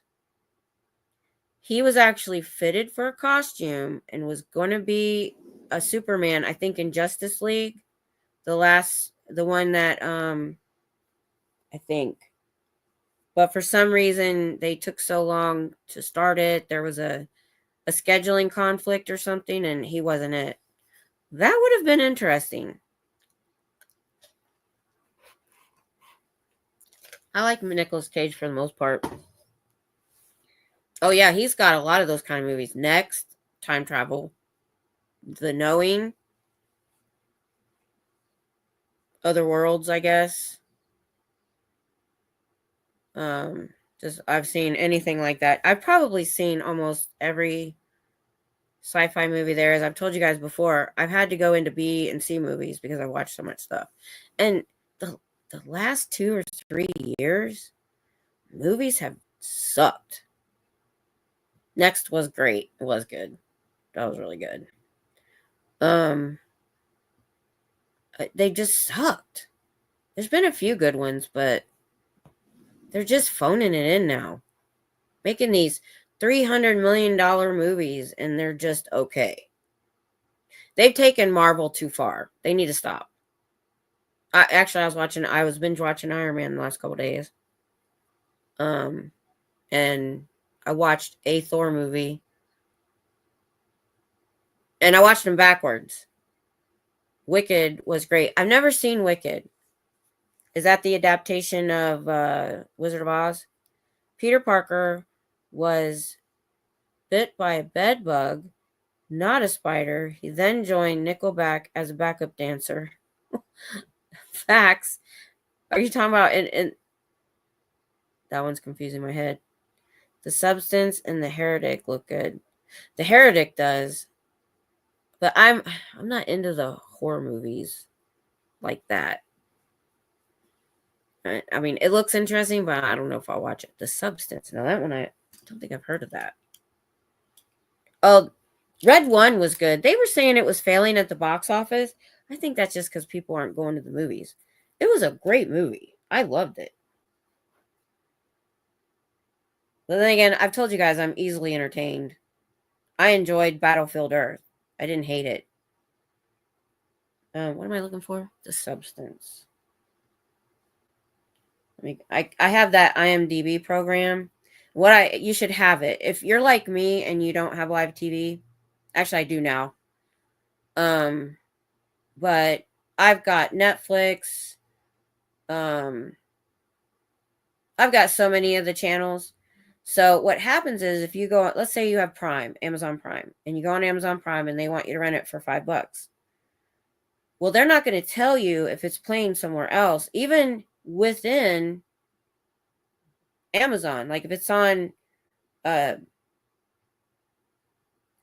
Max, it's called Max now, or one of these other channels, they don't tell you. So what I do is I go to IMDb, right? And you type in your movie if you've never used it. The Substance. Okay. So when you bring it up, it'll tell you where all it's streaming. So there's been many times I've saved money because I do rent movies every once in a while. But it'll tell you if it's playing somewhere else where you can get it for free, like Netflix or something. So you don't have to go through and look for it yourself. This is playing on Prime Video right now. Oh, it's got some good actors in it. A fading celebrity takes a black market drug, Oh, I've seen this. A cell replicating substance that temporarily creates a younger, better version of yourself. It's got Demi Moore in it. I'm going to watch that if it's not $19. Let's see. Oh, I can do a 7-day free trial or pay $5.99. I'll pay $5.99 to rent a movie. But sometimes they have rentals for $19.99 or $9.99. No. Does that work for TV series too? Yes, it does. Or for if it's on TV, it will be on here. I even find Korean dramas or movies are usually on here for the most part. I'm obsessed with the next series called Heartstopper. I haven't heard of that one. Trailer Park Jesus. Let's see. Trailer Park Jesus. It's on Prime Video, or you can. And now, when it says the orange Amazon, that means you can buy the DVD on Amazon. And then when it has Prime Video, it means you can stream it. When a college student becomes stranded at a trailer park in rural Mississippi, he bargains his way home with a sheet of LSD. Oh, and then you scroll down, you get the rating that everybody's given. By the way, I never look at critic reviews. So then you can scroll down. There's critic reviews. I ignore. But you can go to user reviews. So if it's like mid-range, like 5 or 6, so I'll go to the user reviews and you can read through them and stuff. So I like that too. It's free. Just download it. It's great. I'll look up that. Let me put that on my watch. And then you can also add it to your watch list on here so you can remember it. It's a good thing we have all these stealth jets and flight simulators lying around. By the MPs. Barbarella. I think I've seen parts of it. I don't know if I saw the whole thing. That was an interesting movie. I hid from MPs one night when I was in PLDC. I was in the reserve, so we went to Wisconsin, Fort McCoy, for school for a couple weeks to get promoted. UHF, Weird Al. Yeah, I've heard of that movie. Andy Signor loves that movie. I've never actually seen it. Weird Al, he's hilarious. We always get into this stuff, you guys. We almost always get into TVs and movies, but I'm here for it because I get so many recommendations from you guys. Like Trailer Park Jesus, I would have never heard of probably. So, I've been trying to find, places like this to get but what I end up getting is, the top 10 movies or this or that or the other. When I want to find not necessarily the top 10, I want to find these other gems that are out there, or not even gems, just something to watch. I was going to start a book club years ago before the internet was big. I was going to have a science fiction fantasy book club, and I was going to put flyers up in the area. And it wasn't going to be the book club where you all read the same book and talk about it. It was going to be just a book club where y'all just get together once a week or once a month or whatever and just talk about books you've read, to recommend books to get. And then I was going to have a box where you could borrow or trade books. Like, because I would go to the used bookstore and I wouldn't read a sci-fi series if it had like 6 or 8 books in it till I had all of it, or if I could possibly. So I have a whole bookshelf over here of unread books because I was trying to get all the series together on YouTube. Not mainstream, but really sweet. Yeah, because I've got the premium, I can watch the YouTube movies. Tubi, I haven't watched Tubi as that much.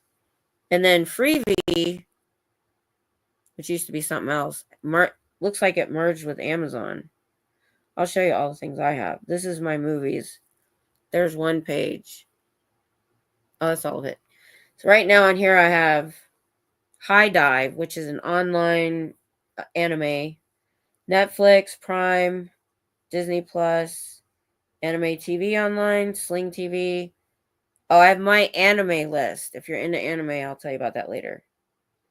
Viki, Crunchyroll, which is anime. And then in Prime Video, matter of fact, we're going to sit down because we've got too many channels. We're paying for too much stuff. We've got to get rid of a few things. Top 10 worst Tom Cruise movies.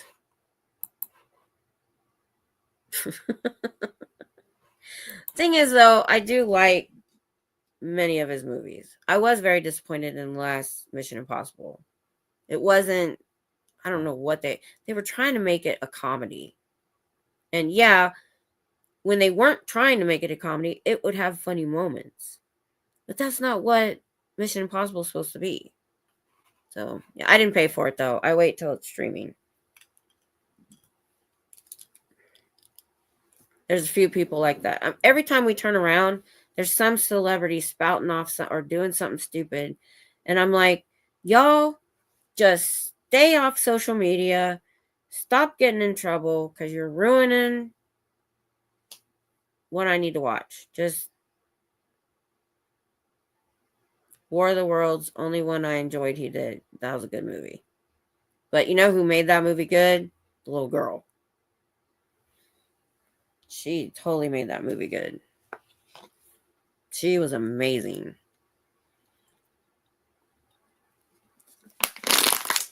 And sorry, guys, but the only movie I could never finish was Bridges of Madison County, which was filmed all over the place where I'm from, I think. Or a few places. I think if I did finish it, I took like 4 or 5 different times watching it to get through it. I'm sorry. It was just a little bit boring for me. I know a lot of people love that movie. And I get it. I just, it was just very drawn out. That's why I'm a sci-fi fantasy person for the most part, because I've told you guys before, I don't like a lot of present day movies unless it's got time travel or something in it. Because I want to escape. I want to escape from everyday life. My daughter's the opposite. She likes the drama and the reality shows and the present day books. I don't. Yep, totally. The kid sold that movie for sure. Because Tom Cruise, even in that, although he was a little emotional a few times, he does play the similar character in all of them. The Todd Bridges of Madison County was one weird sequel. Todd Bridges, was he the one that was in that show from the 70s or 80s? Doomakey. Really? Never heard of it. I'm reading an online book. Well, not online. I got it on Kindle, and it's the first book I've ever actually read through on Kindle, and it's about werewolves. And I tell you, I told you guys it's hard for me to concentrate. So like I go away for a while and then I go back. I used to really be on Goodreads a lot. I don't know how to pronounce your name. I've typed it enough time that it comes up in my phone chat. But love John Hughes movies. Oh yes. Yes.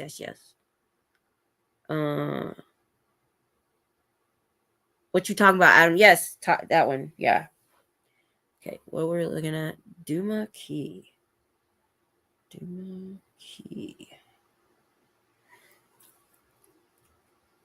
Oh, it's Stephen King. And I do like some Stephen King. I've never really read him. I've just watched a lot of his stuff. In the Mouth of Madness. Oh my gosh. So Doomakey. What's it about? A novel, blah, blah, blah. Okay, it's not telling me. about. Something about it's a bestseller, blah, blah. Okay, it's his first novel to be set in Florida, as well to be set in Minnesota. Okay, just tell me what the book is about. Plot. A wealthy Minnesotan building contractor barely survives a severe worksite accident, loses severe head injuries. On the advice, he gets a beach house. I'm trying to leave stuff out so I don't spoil it.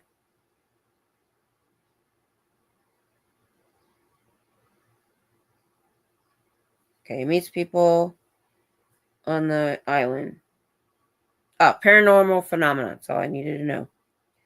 So, In the Mouth of Madness, I think that's Stephen King. Let me look. Was a mind bender.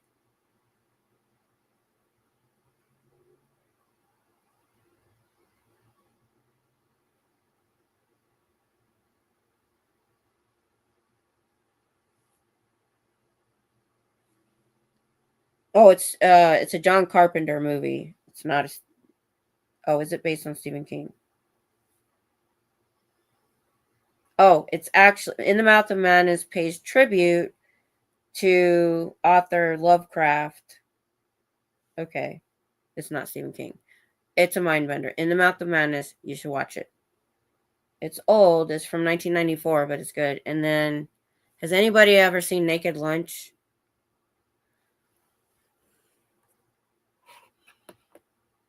Under the Dome. Yeah, we talked about that because I started watching the show. When I find out a TV series has been canceled before it should be, and I'm in the middle watching, sometimes I get disappointed. I'm finishing The Expanse right now. Makdi. That's a good place. Makdi. That's a good one. I'll say that. Hi, Makdi. Where there's a Willis, there's a way. I live about 20 minutes away from Stephen King Bridge. Oh, neat.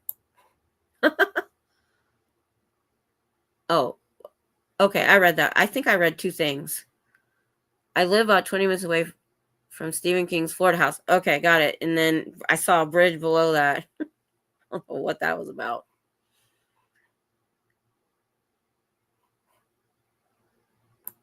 Yeah, that is cool.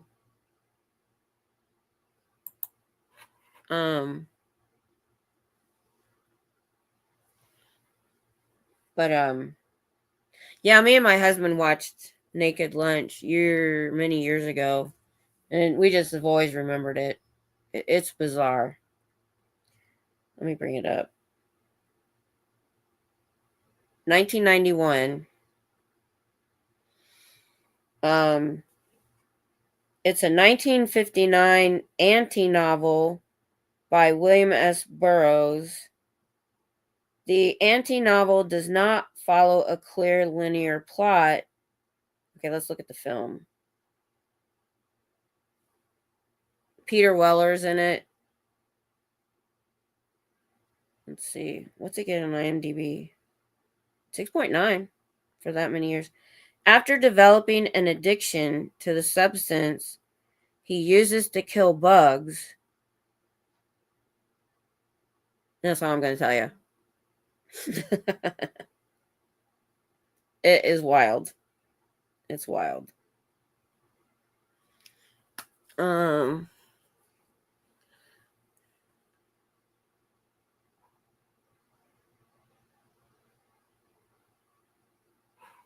you guys are talking about something I've never heard. Dana. Is this a book?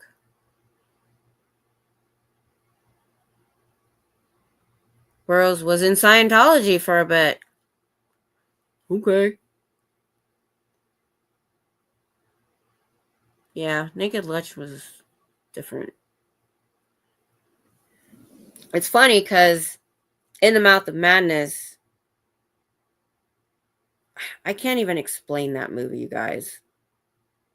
I love true crime. Oh, I used to be before. I can't devote so much time to it anymore, but I used to be very into true crime. I watched every episode of the first 48. I used to watch crap, what's her name? Bailey Saren. She does the makeup and true crime. I haven't watched her. She's the one that the reason I don't drink Nestle water anymore. She explained that they put salt in the Nestle water so that you stay thirsty and drink more. And I always wondered, I drink a gallon of water a day at least, because that's all I really drink in my cold brew, and that's it. And I was always thirsty. And so I switched to spring water, and it went away. So, and then there's a couple British girls that had true crime channels. I really like listening to them because they have there's a lot of true crime I don't know about in Europe and in England. But I got squeamish in the last couple years. It just got kind of hard to watch some of it. So much of it had to do with kids and stuff that I really did get out of it. Peter Wellers sounds like a creepy guy that sneaks up through your toilet in the dark of night and nibbles.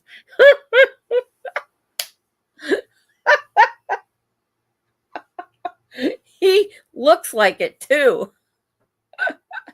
Oh, he was also in another movie I liked. Oh, Nestle Water Factory in Texas is a whole different rabbit hole to jump in. Oh, I heard enough. Because Nestle started out selling baby formula, and they were a shady company. So where are we now? Been streaming hopping. Oh, we're talking about sci-fi movies and like mindbender movies, like Naked Lunch. I'll bet you would know these movies, Brian. Naked Lunch, In the Mouth of Madness. Oh, we got into true crime just now, but Peter Wellers is in Naked Lunch. He's also in Bonsai Buckaroo. You have to have a campy, it's like a campy type funny movie. And I think it's based off a comic book or something. Jackie Chan in Tuxedo. Oh, I love Jackie Chan. My husband was in martial arts in middle school and high school, so of course we like that stuff. And then I just like Jackie Chan. I was a baby serial killer in Lucy Letby. Oh, see? Yeah. Yeah, I'm not even gonna put that on the screen. Yeah. Oh, and there's Unusual Suspects on, I think it's, I can't remember what channel. I think it's Discovery or something. I like that show. I watched all the episodes of that too. And what it was is they go through the investigation when it happened. And a lot of times, time goes by before they maybe come back around. It ends up being a very unusual suspect. Somebody they'd already either taken off the list, they didn't know about, or was close to the person. That was a very interesting one. And like I said, I've watched them all, and they're all mostly like, a lot of them are older because they didn't have DNA testing when it happened, and then they get DNA testing, and they're like, oh, wow, yeah, yeah, yeah, and kids. Oh wait, never seen Naked Lunch or Buckrow Bonsai. Naked Lunch. Also, all I mentioned to them when I was reading it was, I think it's a period piece, like I want to say the 50s. Let's see, Naked Lunch. It's just one of those mind bender movies. Nakedness Lunch. I did not type that. Hate autocorrect. It's got Peter Weller and it's from 91. And it's after developing an addiction to the substance he uses to kill. You know what? Why am I looking on my phone? Let's see.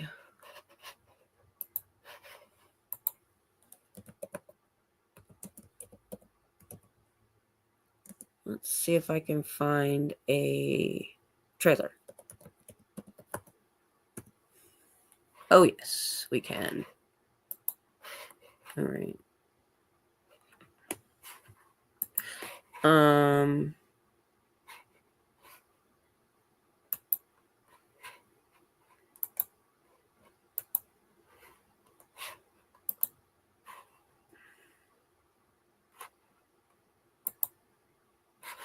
Okay. I don't know what the trailer is going to show or if you can hear it.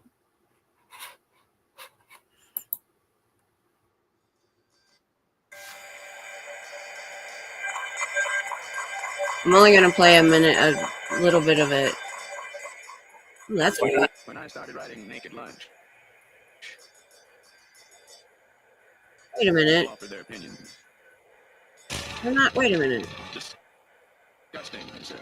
Pornographic, un-American trash, unpublishable. Rise, America. Run for your lives. Come on. Man, Bill. You're just gonna have to leave town. Throw this class, I'm afraid.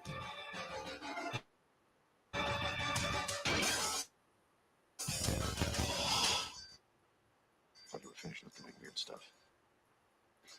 Okay. Yep, it's as weird as I remember. Yeah, it's weird. You have to be in the weird, very weird movies. Let's see. There we go.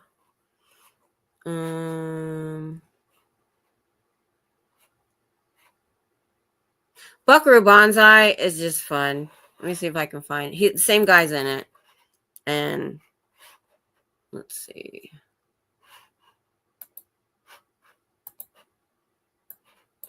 You have to be in the mood.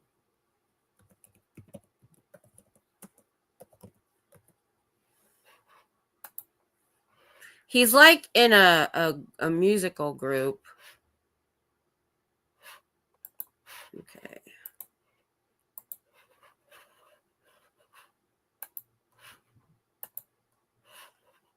But it's just it's fun. It's just something we remembered being fun and weird.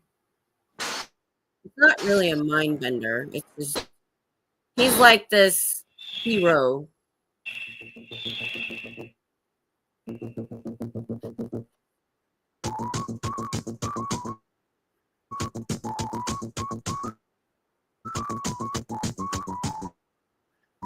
they just doing the music?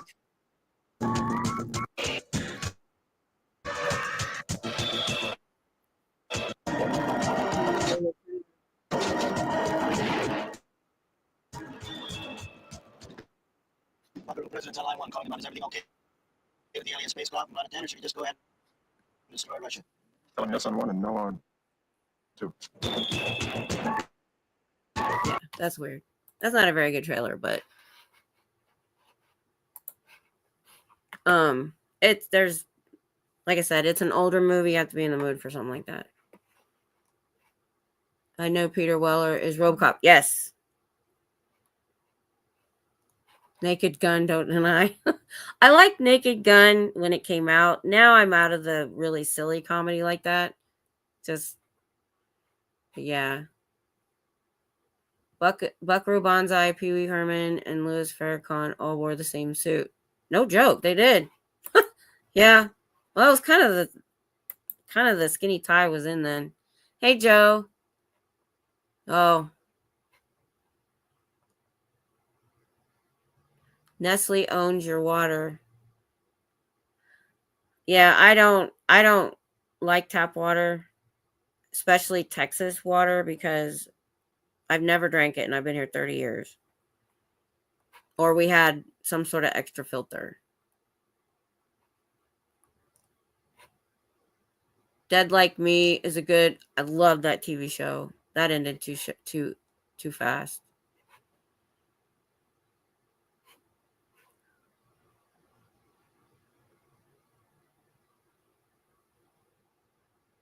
Aw, no face.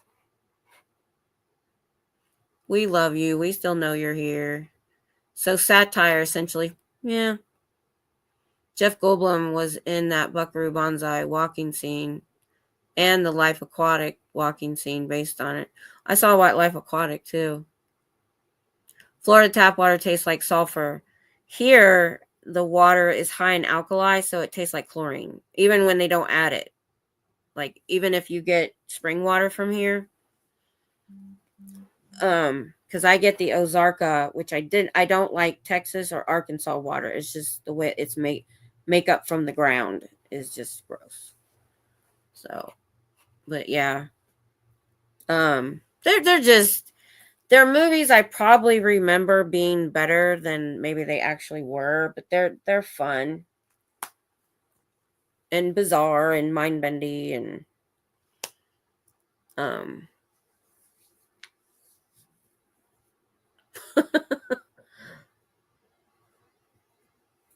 to kill things that shouldn't be there and they add too much. And I'm against fluoride in water because when they decided to do it, um a lot of kids didn't have, like, I think it was the 50s, access to like good toothpaste and stuff, so they started adding it to water. Well, they never stopped, and it's a poison. I've been poisoned by it. So when we first got here and we didn't get to choose where, we had to find whatever we could. There was nowhere to live because 6,000 soldiers came here in like 4 or 5 months from 2 different bases, and we literally had families living in tents in August. It was bad in '93. That was just a quick version. So we were in this trailer park that had a well, and they were older and had brittle bones, so they were adding fluoride, but at an unprecedented level. And there was a day I just started getting sick, and there was this smell that I couldn't get away from. And finally, the next day, I'm still smelling it in all my clothes that I had washed. So I finally went to them and I said, "Did you add anything into the water?" And they tried to tell me they didn't at first, because we did know they were taking, every month they had to take water samples all the way to Waco, which is about an hour. And the only time you have to do that is if you've had a bad inspection. Well, they were adding fluoride they added so much fluoride. So when we moved in there, my daughter was 8 months old. My son was 5. They both have brown front teeth from the water because we were there for 3 years. Now their teeth, the dentist said their teeth are as hard as rocks. I mean, it is awesome enamel, but it discolors your teeth permanently. And I'm like, and it made me sick. So that's what made me really stop. Oh, I like thrillers. I like thrillers more than horror. I do like thrillers because if they can stump me, or mysteries, if they can stump me, it's a good movie. Great Scottish Water. Maybe you could import me some. Yeah, I'm from Ohio, and our water was fine.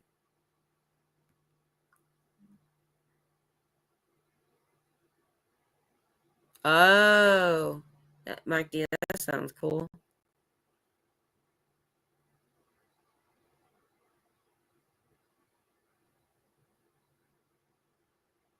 I didn't miss anybody, did I? Okay, but yeah, but so, and the other thing is, and they try to warn people that come here for the first time. When you first started drinking it, it gives you the runs. Yeah, I think it's the high alkali content, but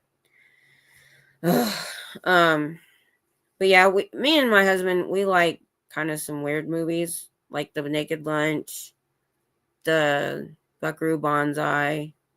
It was like he was this weird character, yet you saw in the trailer. Could you guys hear that, by the way? He could tell the president what to do, and he was in a band. Yeah, I know.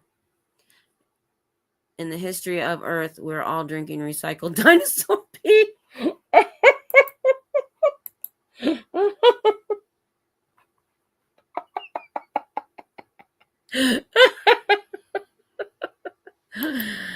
No facts bringing us the facts.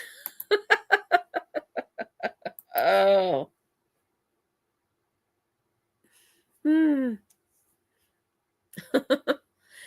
my goodness. Stuff like that is what makes me the germaphobe that I am. You guys. But you should give me some if you guys have any of these. I like really off the wall, like not necessarily mainstream movies a lot of times. Oh, I'm watching well, I stopped because I wanted my husband to watch it. If you like mind-bending stuff and you like sci-fi, there's a Netflix series on right now. It's one of the better ones I've seen about an alien planet. So what I've gotten so far is, I think it's called Scavenger's Reign. It's animated. And I'll watch animated stuff all day long if it's good.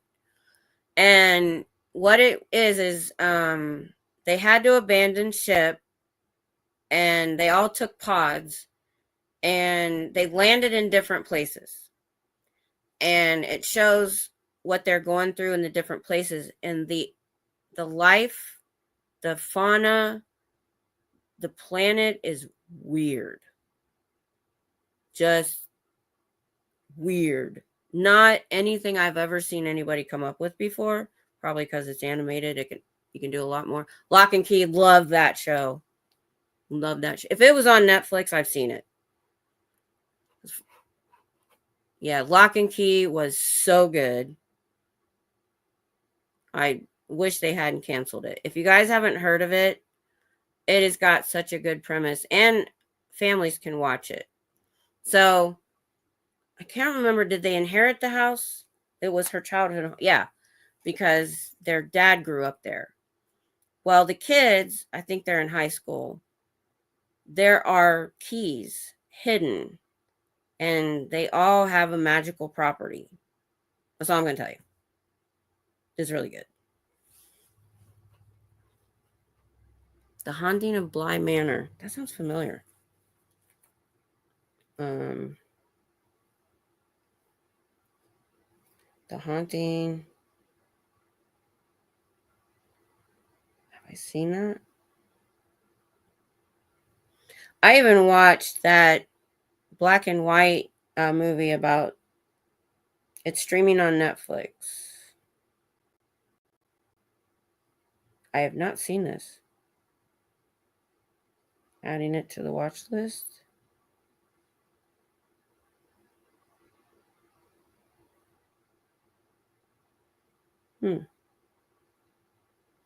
Oh my gosh. Did you guys watch the series with Courtney Cox?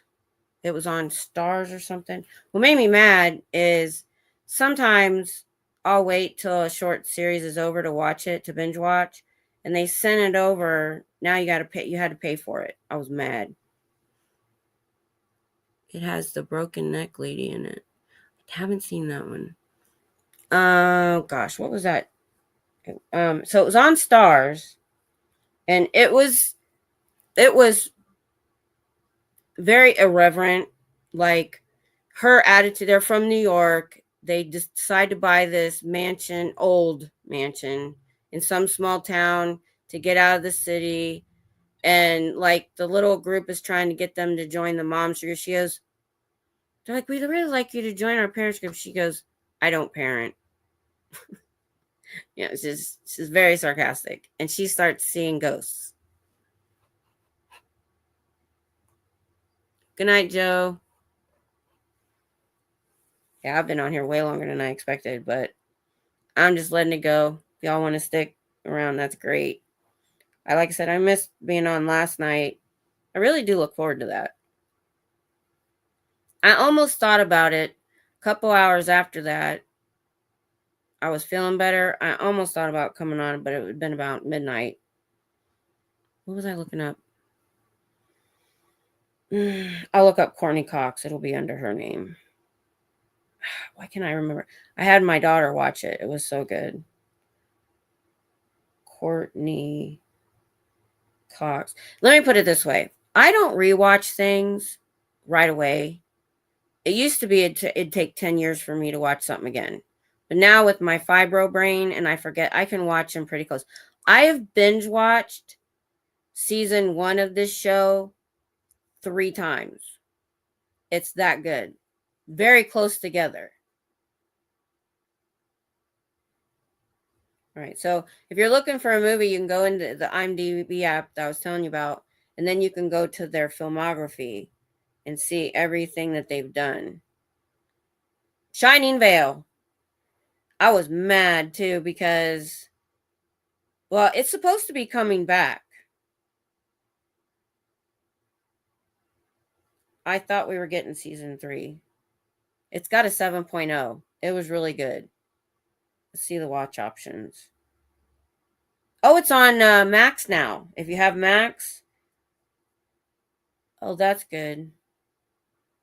But she's a writer. She writes novels, and there's a whole lot of marital strife, but they make it's serious and funny at the same time. It's freaking hilarious. Okay. Maybe that was Haunting of Hill House. I saw Haunting of Hill House. That one freaked me out. Show called Miss Fisher's Murder Mysteries. Oh, yes. Oh, I watched all of that. Mock D. I watched all of that. I was so sad when it ended. That was such a good show. It's a period mystery. It's like, what, the 20s or 30s? And she's, women weren't like outspoken then, but she is. And she solves mysteries and gets involved with the local cop who hates her being in on it. And she's wealthy and very well dressed.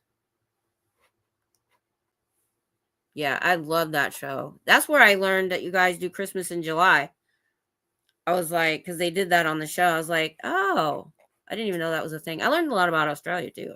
I didn't know that much. My son really wants to go. I used to really want to go to Australia till I found out everything there wants to kill you. I don't know how y'all do it. Or if anybody hears, I don't know. I don't think you're from there, are you? Yes. There's a spinoff with her niece set in the 50s or 60s. I have not seen that yet. Or maybe I started it. With this fibro thing, I'll get out of something and then get into something else and kind of forget. Like right now, so The Expanse, really good show. It was a sci-fi show and they had 3 seasons. Well, they canceled it. I think it was monetary because it is such a good show. So I got out of it, and then Amazon bought it and did 3 more seasons. And it's all, so it's in the future, you have Earth and you have Mars. A lot of people living on Mars, still trying to terraform it. And then you have the Belters that lived in an asteroid belt, and they have their own language that they've made up. It's really good. It's really good. I'm in the middle of watching it right now. Cabinet of Curiosities. I think I've seen that. That sounds familiar. See, I've watched so much stuff, you guys, and especially anime, that I forget when I've watched something. I wish. Did I just butt chat, or am I just happy to be here?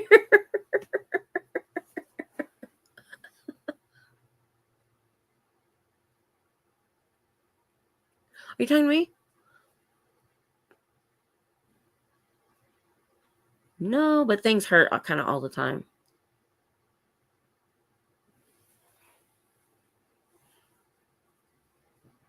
I kind of get pains, especially in my feet from the fibro.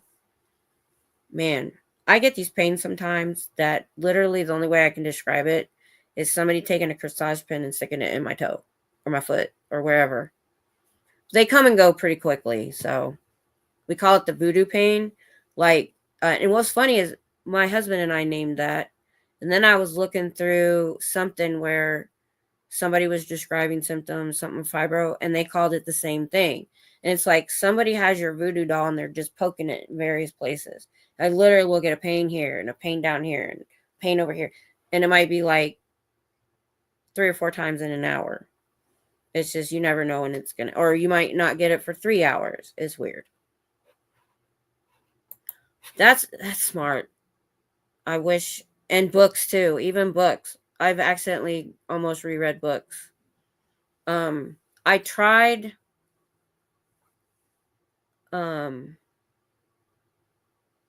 that's one thing I like about, I think it's Amazon Prime. No, Netflix. Netflix, if you watch something, it has a red line underneath, which is very helpful.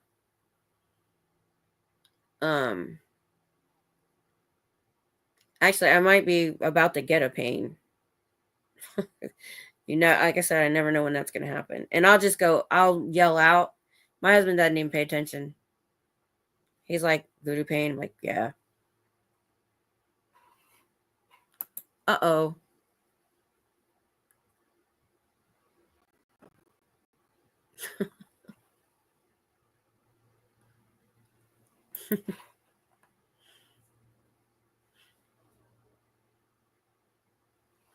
What is your icon? That is cute. I like it.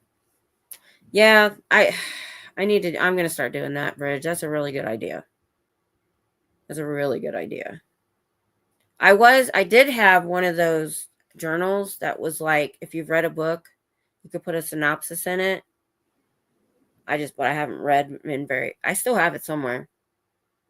But here's the thing, because I don't know if y'all know this, but I've been pretty much homebound and bedridden since 2010.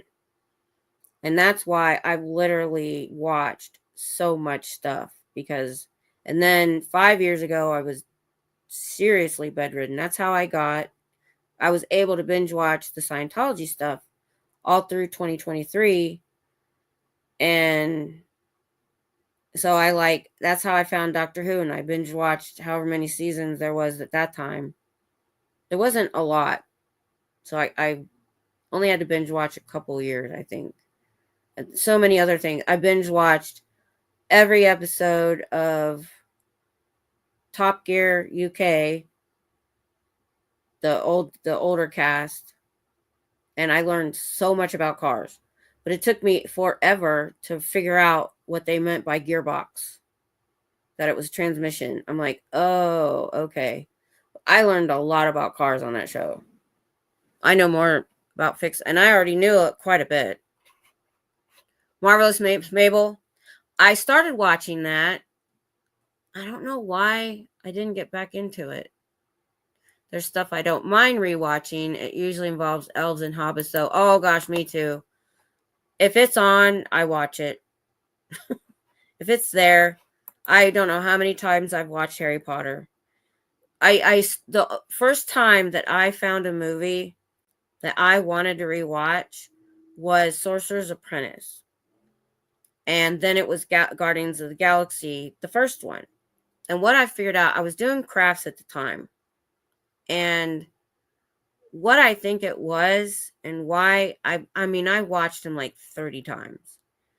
They're so visually appealing that every time you watch it, because you stop zeroing in on the actor, you find new things every time you watch it. That's why the Hobbit movie, the Hobbit movies, Sorcerer's Apprentice, the first Guardians of the Galaxy. I don't know why it was that movie. Those two movies I binge watched the crap out of, because you always find something new every time you watch it. I want a TARDIS. Oh, so interesting story. So we have a travel trailer that has 2 slides. So that means when we park it, it gets bigger. We were going to get, there's these covers for doors. It looks like a TARDIS. And we're still going to do this. We just haven't done it yet. We're going to put a TARDIS on the back because I don't have a window in the back. And I'm going to put, it's bigger on the inside, on the back of our camper. So, and because when we go full time or if we're on the road a lot, I'm going to get an angel statue. And if we're there for a period of time, I was just going to move the angel statue from because people decorate their lots when they're in a RV park. So I was going to have it move every couple hours, or if we're there for like a week, like every night, just to see if anybody knows what it is. Yep, so it's bigger on the inside. Yep. Your own TARDIS. I know. I put the bots back in shenanigans box. Okay, thank you. All right. Bye. Thanks for stopping by. I'll keep going as long as y'all are here. You know I can talk. Tom's asleep. The dogs, I think they're asleep. It's like almost 6:30. Gosh, I started at 3. An hour and a half of that was the Dianetics, but hey Kelly. Hey. We're just BSing around now.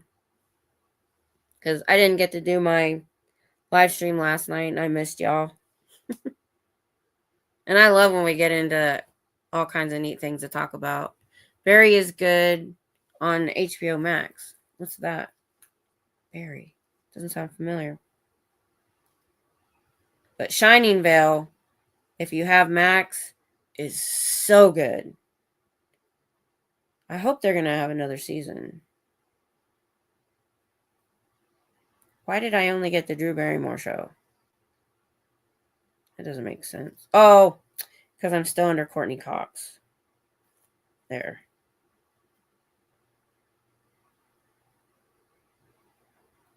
Bill Hader, a hitman from the Midwest, moves to LA and gets caught up in the city's theater arts scene. I'll put it on the watch list. That could be interesting. But yeah, we're just talking movies and stuff mostly. Stuff to watch, TV. Like I said, if you like sci-fi and you haven't seen it yet, The Expanse is very good.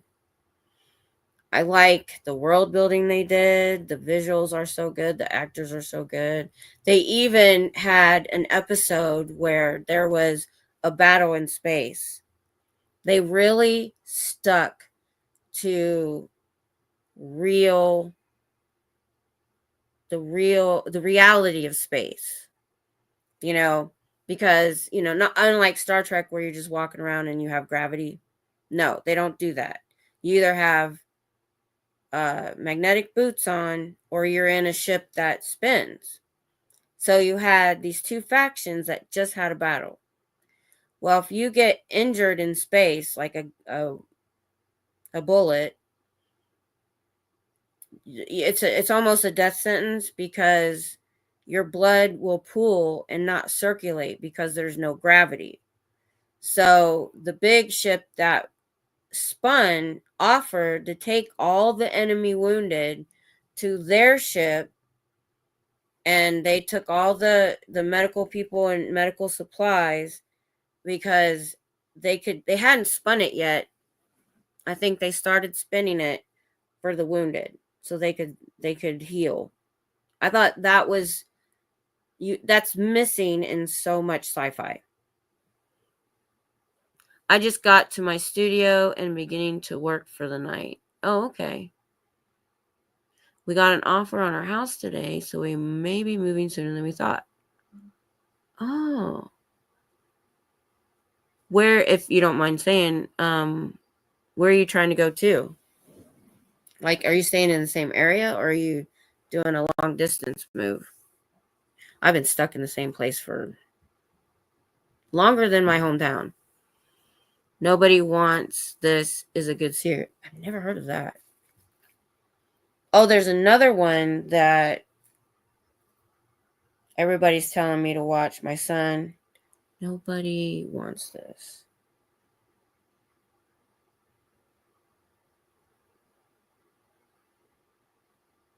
TV. Oh, Kristen Bell. I like her. An agnostic sex podcaster and a newly single rabbi fall in love. But not on the list. I liked her in The Good. What was that? I need to finish it. I'll tell you in a second. I'm going to her.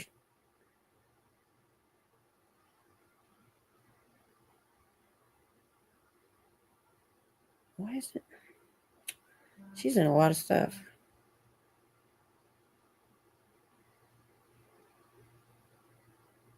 Anyway, she died, and it was what heaven was supposed to be like.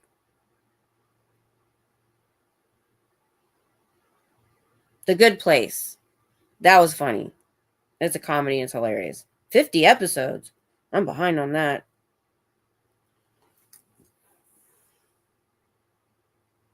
Bullhead City, Arizona from Jacksonville, Florida. That's a big change. Less humidity. My mother-in-law moved her and 4 kids back in the 70s from Jacksonville to Ohio. Hey, if we're in outer space, how come we don't have to wear any helmets? Oh, yeah. Are you talking about being on a ship? I always wondered about that too. Yeah, the inner logic and attention to details often is missing in movies. One reason I usually prefer the book. Exactly. Yeah, The Good Place. That's a hilarious show. Of course, I like because I do the fantasy. I like the vampires and all that kind of stuff too, if it's done well. Like I was angry about the show, about Lestat, the TV show, because they changed stuff that shouldn't be changed. So, and that's me too. If I read the book first, there's a lot of times I won't watch the movie, and if I've watched the movie, there's a lot of times I don't read the book. But Interview with the Vampire by Anne Rice, they did that book justice. That was probably one of the best, besides like Harry Potter and stuff. They're up there in The Hobbit. So I guess I can't say the very best. I was pleasantly surprised at how good it was. Very tired of Florida, 20 years and ready for the West again. Yeah, I don't really want to go anywhere east anymore. Too many people. And why does it take days to get to the moon, but we are able to get there in a few minutes? Those are thoughts. It's hilarious and philosophical, so my kind of sweet spot. Oh, The Good Place? Anne Rice, Anne Rampling was my favorite author. I have all of her books. I'm anxious to watch The Witches, the Mayfair Witches show. And I'm hoping they didn't screw it up.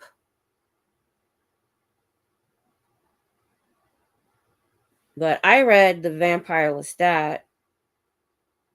Well, I read them backwards. Interview with the Vampire was first.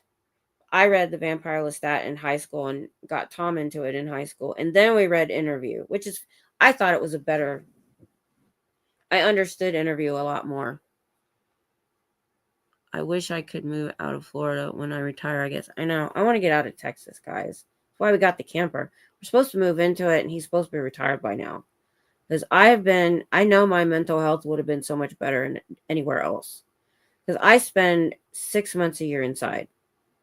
I grew up camping, canoeing, being outdoors. Because in Ohio, back when I was doing it, you literally in July could wake up early in the morning and still be cold. Here, you cannot camp in the summer. You will die. I don't know how people do it. My dad got so excited about the Lord of the Rings because it was close enough to the books. Yes. So we went to this independent cinema in our small town for it. That's awesome. Yeah, those were some well-made movies. And and Harry Potter too. I've got the set. It was when there was only 4 books. And I read the first 4 books. But then the movies started coming out, so I didn't bother to buy any more. And it's a box set. So like if I buy more books, what am I going to do with them? I gave them to my grandkids. And then when they moved, she gave them back. So I'm like, I know they didn't read them. So I may send them back again. I'm about to send them a box. I might stick them in there. But yeah, I watch Harry Potter over and over again all the time because it's anything that's very visually complex and done well. That's why I rewatch it. Not so much for the story, but I can start not watching the actors and seeing all this other stuff going on in the background that you don't normally see. Florida is good bridge, but I've been here a long time. And now that my son is grown, there's no good reason to stay. That's the only reason we stayed. He retired in 2010. We had the house. We could have rented it. But I had a really good job on post at the time at the police station. And my daughter was still in high school. My son was already in the Navy by then. So we stayed. But we've had the camper for almost 5 years now and been out like 3 times. No joke. It's sad. Because he works so much and he needs to retire. And if he would sit down with me, we could figure out a good budget. I know we could retire. We just got to get rid of a few bills. Get them paid off.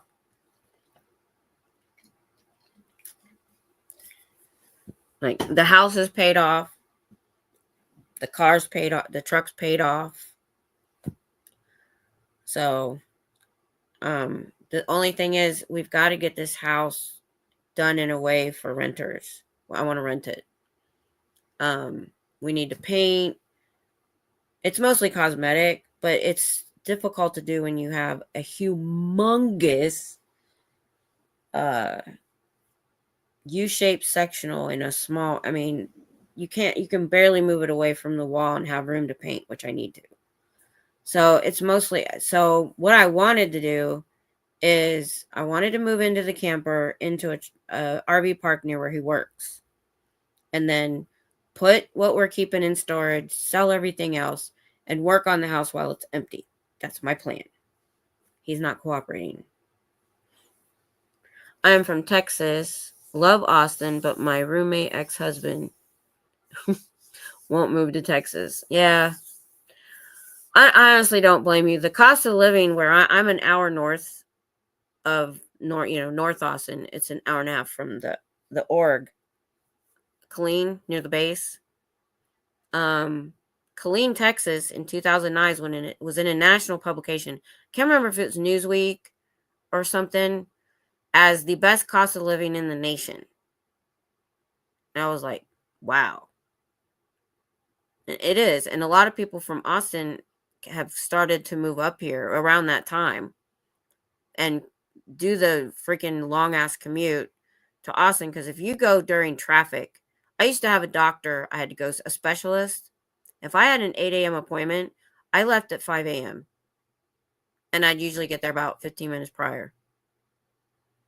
So my husband, when he worked in Austin and then Waco, he works night. So he doesn't have that problem. So, I mean, if you can handle heat, I would recommend Central Texas. Oh, they're saying that Dallas-Fort Worth is the best housing market right now in the nation. And my son's up there in school, and the place he wants to work is up there. So he's probably going to end up staying up in Fort Worth. So he's not going to be here. My daughter moved away. I'm ready to get out. I always wonder how people live in the heat. I'm miserable in our hot month if we have something like summer. And we start using the AC in March, and it was 78 degrees today. It's Christmas. Was it 78 today? It's been in the 70s this week. It dropped last night. It's 68 degrees right now, and it's 6:30, and it's dark. I'm like, this is actually ridiculous for even Texas. Yeah. The only thing about that, and so he won't have an hour commute anymore. It's like 11 minutes from where he works, and it's quiet. It's also not quiet here. I didn't do my due diligence when we bought this. I should have sat outside and listened to the neighborhood, which I have since done when looking to move, but because we've been here since 99. So 25 years, yeah.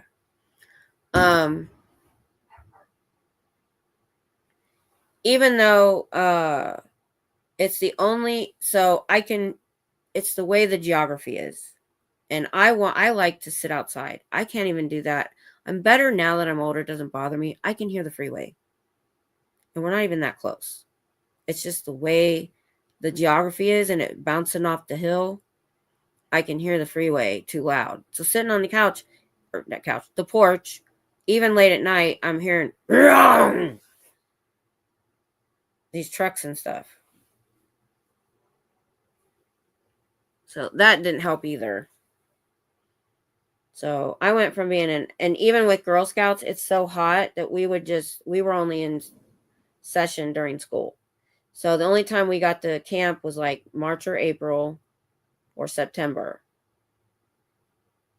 And church would do a girls' camp in like July, and every single year, my daughter came home early. She would call me to come get her. She either got sunburned, dehydrated, or was just plain miserable because they were intense. So that is the only thing. Everything else about Texas is great. I just can't do the heat. So the whole point of having the camper was, well, let's go to as far north as we have to for decent weather. I'll go to Canada for in the summer. So, and the only reason I'm renting the house is to offset, because when you're in an RV park, you're paying a monthly fee of like $500 or $600 a month. And so we're gonna have to. I don't want to just sell. I want to rent because I like the location, and we've kept the possibility in mind that when we get older, like too old to travel, too old to, it's getting hard for us to get around. This area is pretty good in relation to hospitals and things like that. So we might come back if we were to leave. So you need your shire, as we like to call the quiet, peaceful nature, to be surrounded by. Yes. God, I miss it. RV parks can be very costly. Yeah. And that's actually not bad for, because out here, because we have 2 lakes, I've found places that are $800 a month, plus electricity, plus the camper payment and insurance. So it would literally be more than we were paying our mortgage on the house. So actually, if we could get solar on it, I would boondock. I wouldn't even go to an RV park. He's got a friend who's got some land up there. He might let us park the RV on if we had, because, in a camper, you have a sewer tank, you have a black water tank and a gray water tank, and you can go empty it. We would go empty it and come back. And he lives in the boonies. So yeah, I'm just ready to. Okay, so what I was saying is the only thing is that would add an hour to my commute to Austin. It's fine though, because I don't do it every day like Tom does. So what I really want to do is trade it. We got to get it fixed. As a matter of fact, I'm calling them tomorrow. I want to trade it in on a Class C because we got this humongous travel trailer because I wanted a big kitchen because it sleeps 10. Well, we had, my daughter was married at the time. So there's 4 of them, Chris and his son and us. I thought that's what we were going to do. And then everybody left. So now I want a Class C because buying a new truck to pull it is like a ridiculous amount of money. But a Class C, because you pay it out over 10 years. Travel trailers and Class Cs and motorhomes, you can pay over 10 years. Your payment is a lot less. So if I could trade the camper in on a Class C, then also I could, if Tom's still working, maybe I could do a couple trips around visiting everybody. Maybe, and I was thinking about if this worked out, if I could get a couple people that wanted to do it too to help with gas and stuff. So that's a dream. It's just a dream. I don't know if it'll happen. But this RV park I'm looking at is like across. It's like pasture land. It looks so quiet. I haven't checked it out in person yet. There's a bunch of them, surprisingly, because he doesn't work that far from Lake Waco.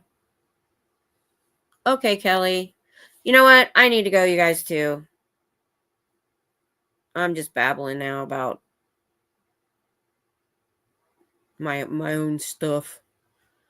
So I got a lot of good ideas for movies and stuff. We should just call this, like, we don't always do it, but we do it a lot. I should call Saturday night our book and movie TV stream. We would have a blast. Yeah, I know. It would be so fun. That would be so fun. I would just tour all of them and just meet everybody. Thanks, Aaron. Oh, that would be cool, Kelly. That would be cool. Yeah, because even a Class C, it could sleep. It has 3, possibly 4 places to sleep. So you have the bed in the back. You've got over the cab, you can fit 2 people sometimes. The dinette will break down. Those are more for shorter people, though. Now, I sleep in the fetal position, so it wouldn't bother. And sometimes the couch will come out into a bed. Sometimes it doesn't. Depends on if you get theater seating. So we got at least 3. I could get at least 3 adults or 3 couples to travel. Or we could just have different people get on and get off at different places. Who knows? But, yep. So, yeah, hope to be out this week. I got to get back in the routine, you guys. Every single time I try to go, it rains. Because when you guys are getting snow up north, we get rain. This is our rainy season. And I forgot about all that. I missed what you said. I just saw it. We live in the swamp and close to the sea, and it's a dream in the winter. Few tourists, no light pollution, and all the nature. Only little downside is it's cold without the snow. Yeah, I've been places on the water when it's cold. Yeah, I know that. All right, y'all. And other than protesting, nothing special till next Saturday, I don't think. Oh, there's New Year. Ooh. I'll put on. Does anybody want? I'm sure a lot of people are going to do a New Year's Eve stream. Yeah, I'm not even going to plan. I bet there's going to be a lot of people doing that. So maybe I'll see you guys in the chats that day. So have a happy New Year, or I'll see you while I'm out protesting. I got to get a good outro, y'all. Better than bye.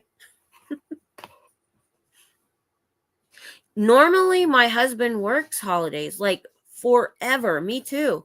Just so happened he's been off Christmas Eve and Christmas, and he's off New Year's. Because he just asked me today, what do you want to do on New Year's? I'm like, you're off again? Because he's off Tuesday and Wednesday night. I'm like, it's amazing. He's never off. And he might end up taking on an extra shift, though. So does any of you bang the pans at midnight? That's something I was taught as a child. So I always did it with my grandkids. You know what? I will FaceTime them, even though it'll be early for them. And we'll do the pots and pans together. I think we did that last year. They think it's fun. I don't know if they still will in middle school. But all right, everybody. Have a good week. Have a happy New Year, and I'll see you later.